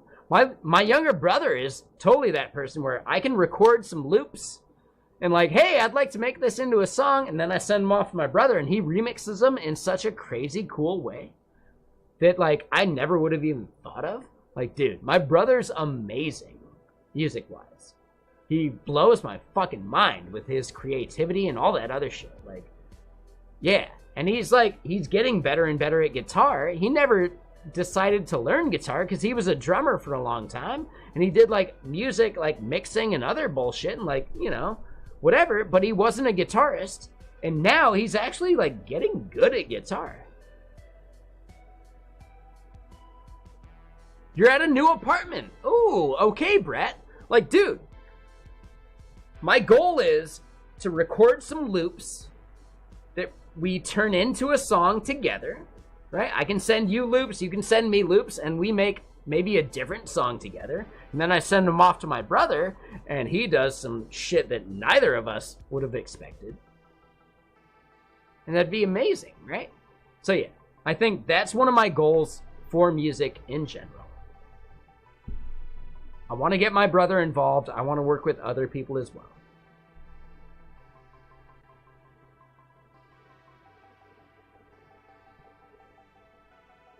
Ooh, hold on. Hold on. Yeah, we are about to end stream. You're totally right. You are not wrong. What was the comment, though? Because I missed it. I'm sorry. Okay, so Circle, you're working with a custom debug command system for an open source project you're trying to work on. You just want my opinions on at least some of the commands you have planned, if I don't mind. So here's the biggest thing, Circle. If you're still out there, if you're still lurking, save some of those like questions for tomorrow. I will be streaming tomorrow from 1 p.m. Pacific until about 6 p.m. Pacific. Sure, right?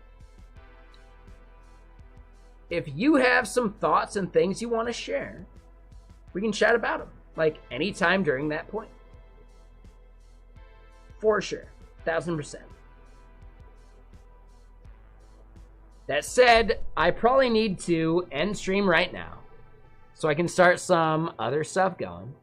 And yeah, in the Discord, we have a Discord channel in which you can post some of those questions and comments. And, right, if I don't respond to it, we have a community that does respond from time to time. Don't expect something within the minute, but over time, people might reply, and I might reply too. But yeah, let's go raid someone. Who's streaming right now?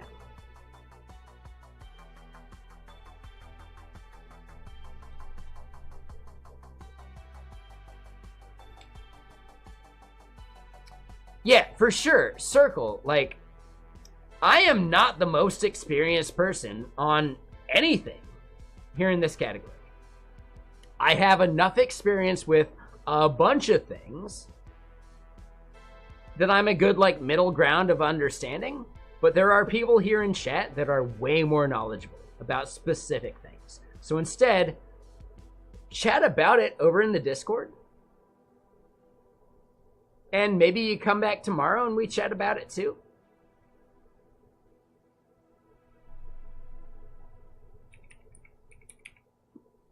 But yeah, you know, I'm just a dude that makes stuff here in front of people. That doesn't mean I'm the expert in any way.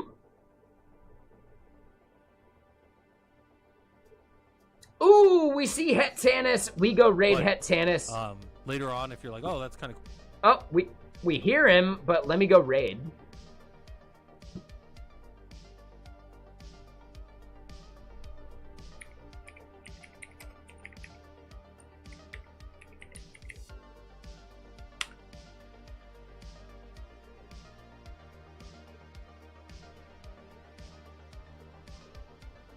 Yeah, I want to say though, Circle, I think your comment and question are really good. Thank you for joining. Absolutely. Ask your question. I'll be here tomorrow. Ask the question again. If you don't get the answer that you're looking for, or if nobody answers, because again, like, it's just a chill Discord. Like, no one's like on the hook to reply to everything. Ugh, that'd be gross. Let's go chat with Het Tanis, who is an awesome dude that I recognize and know from Adam13531 streams, right? Adam Learns Live is his actual name now. But yeah, Het Tanis, super good dude, right? Het Knight, I know I mix you up with them all the time. I think it's obvious why at this point. But yeah, let's go do that. YouTube, thank you all for hanging out. I'm sorry, like, it was a ranty day. It's a Friday. So yeah, later YouTube. Cheers.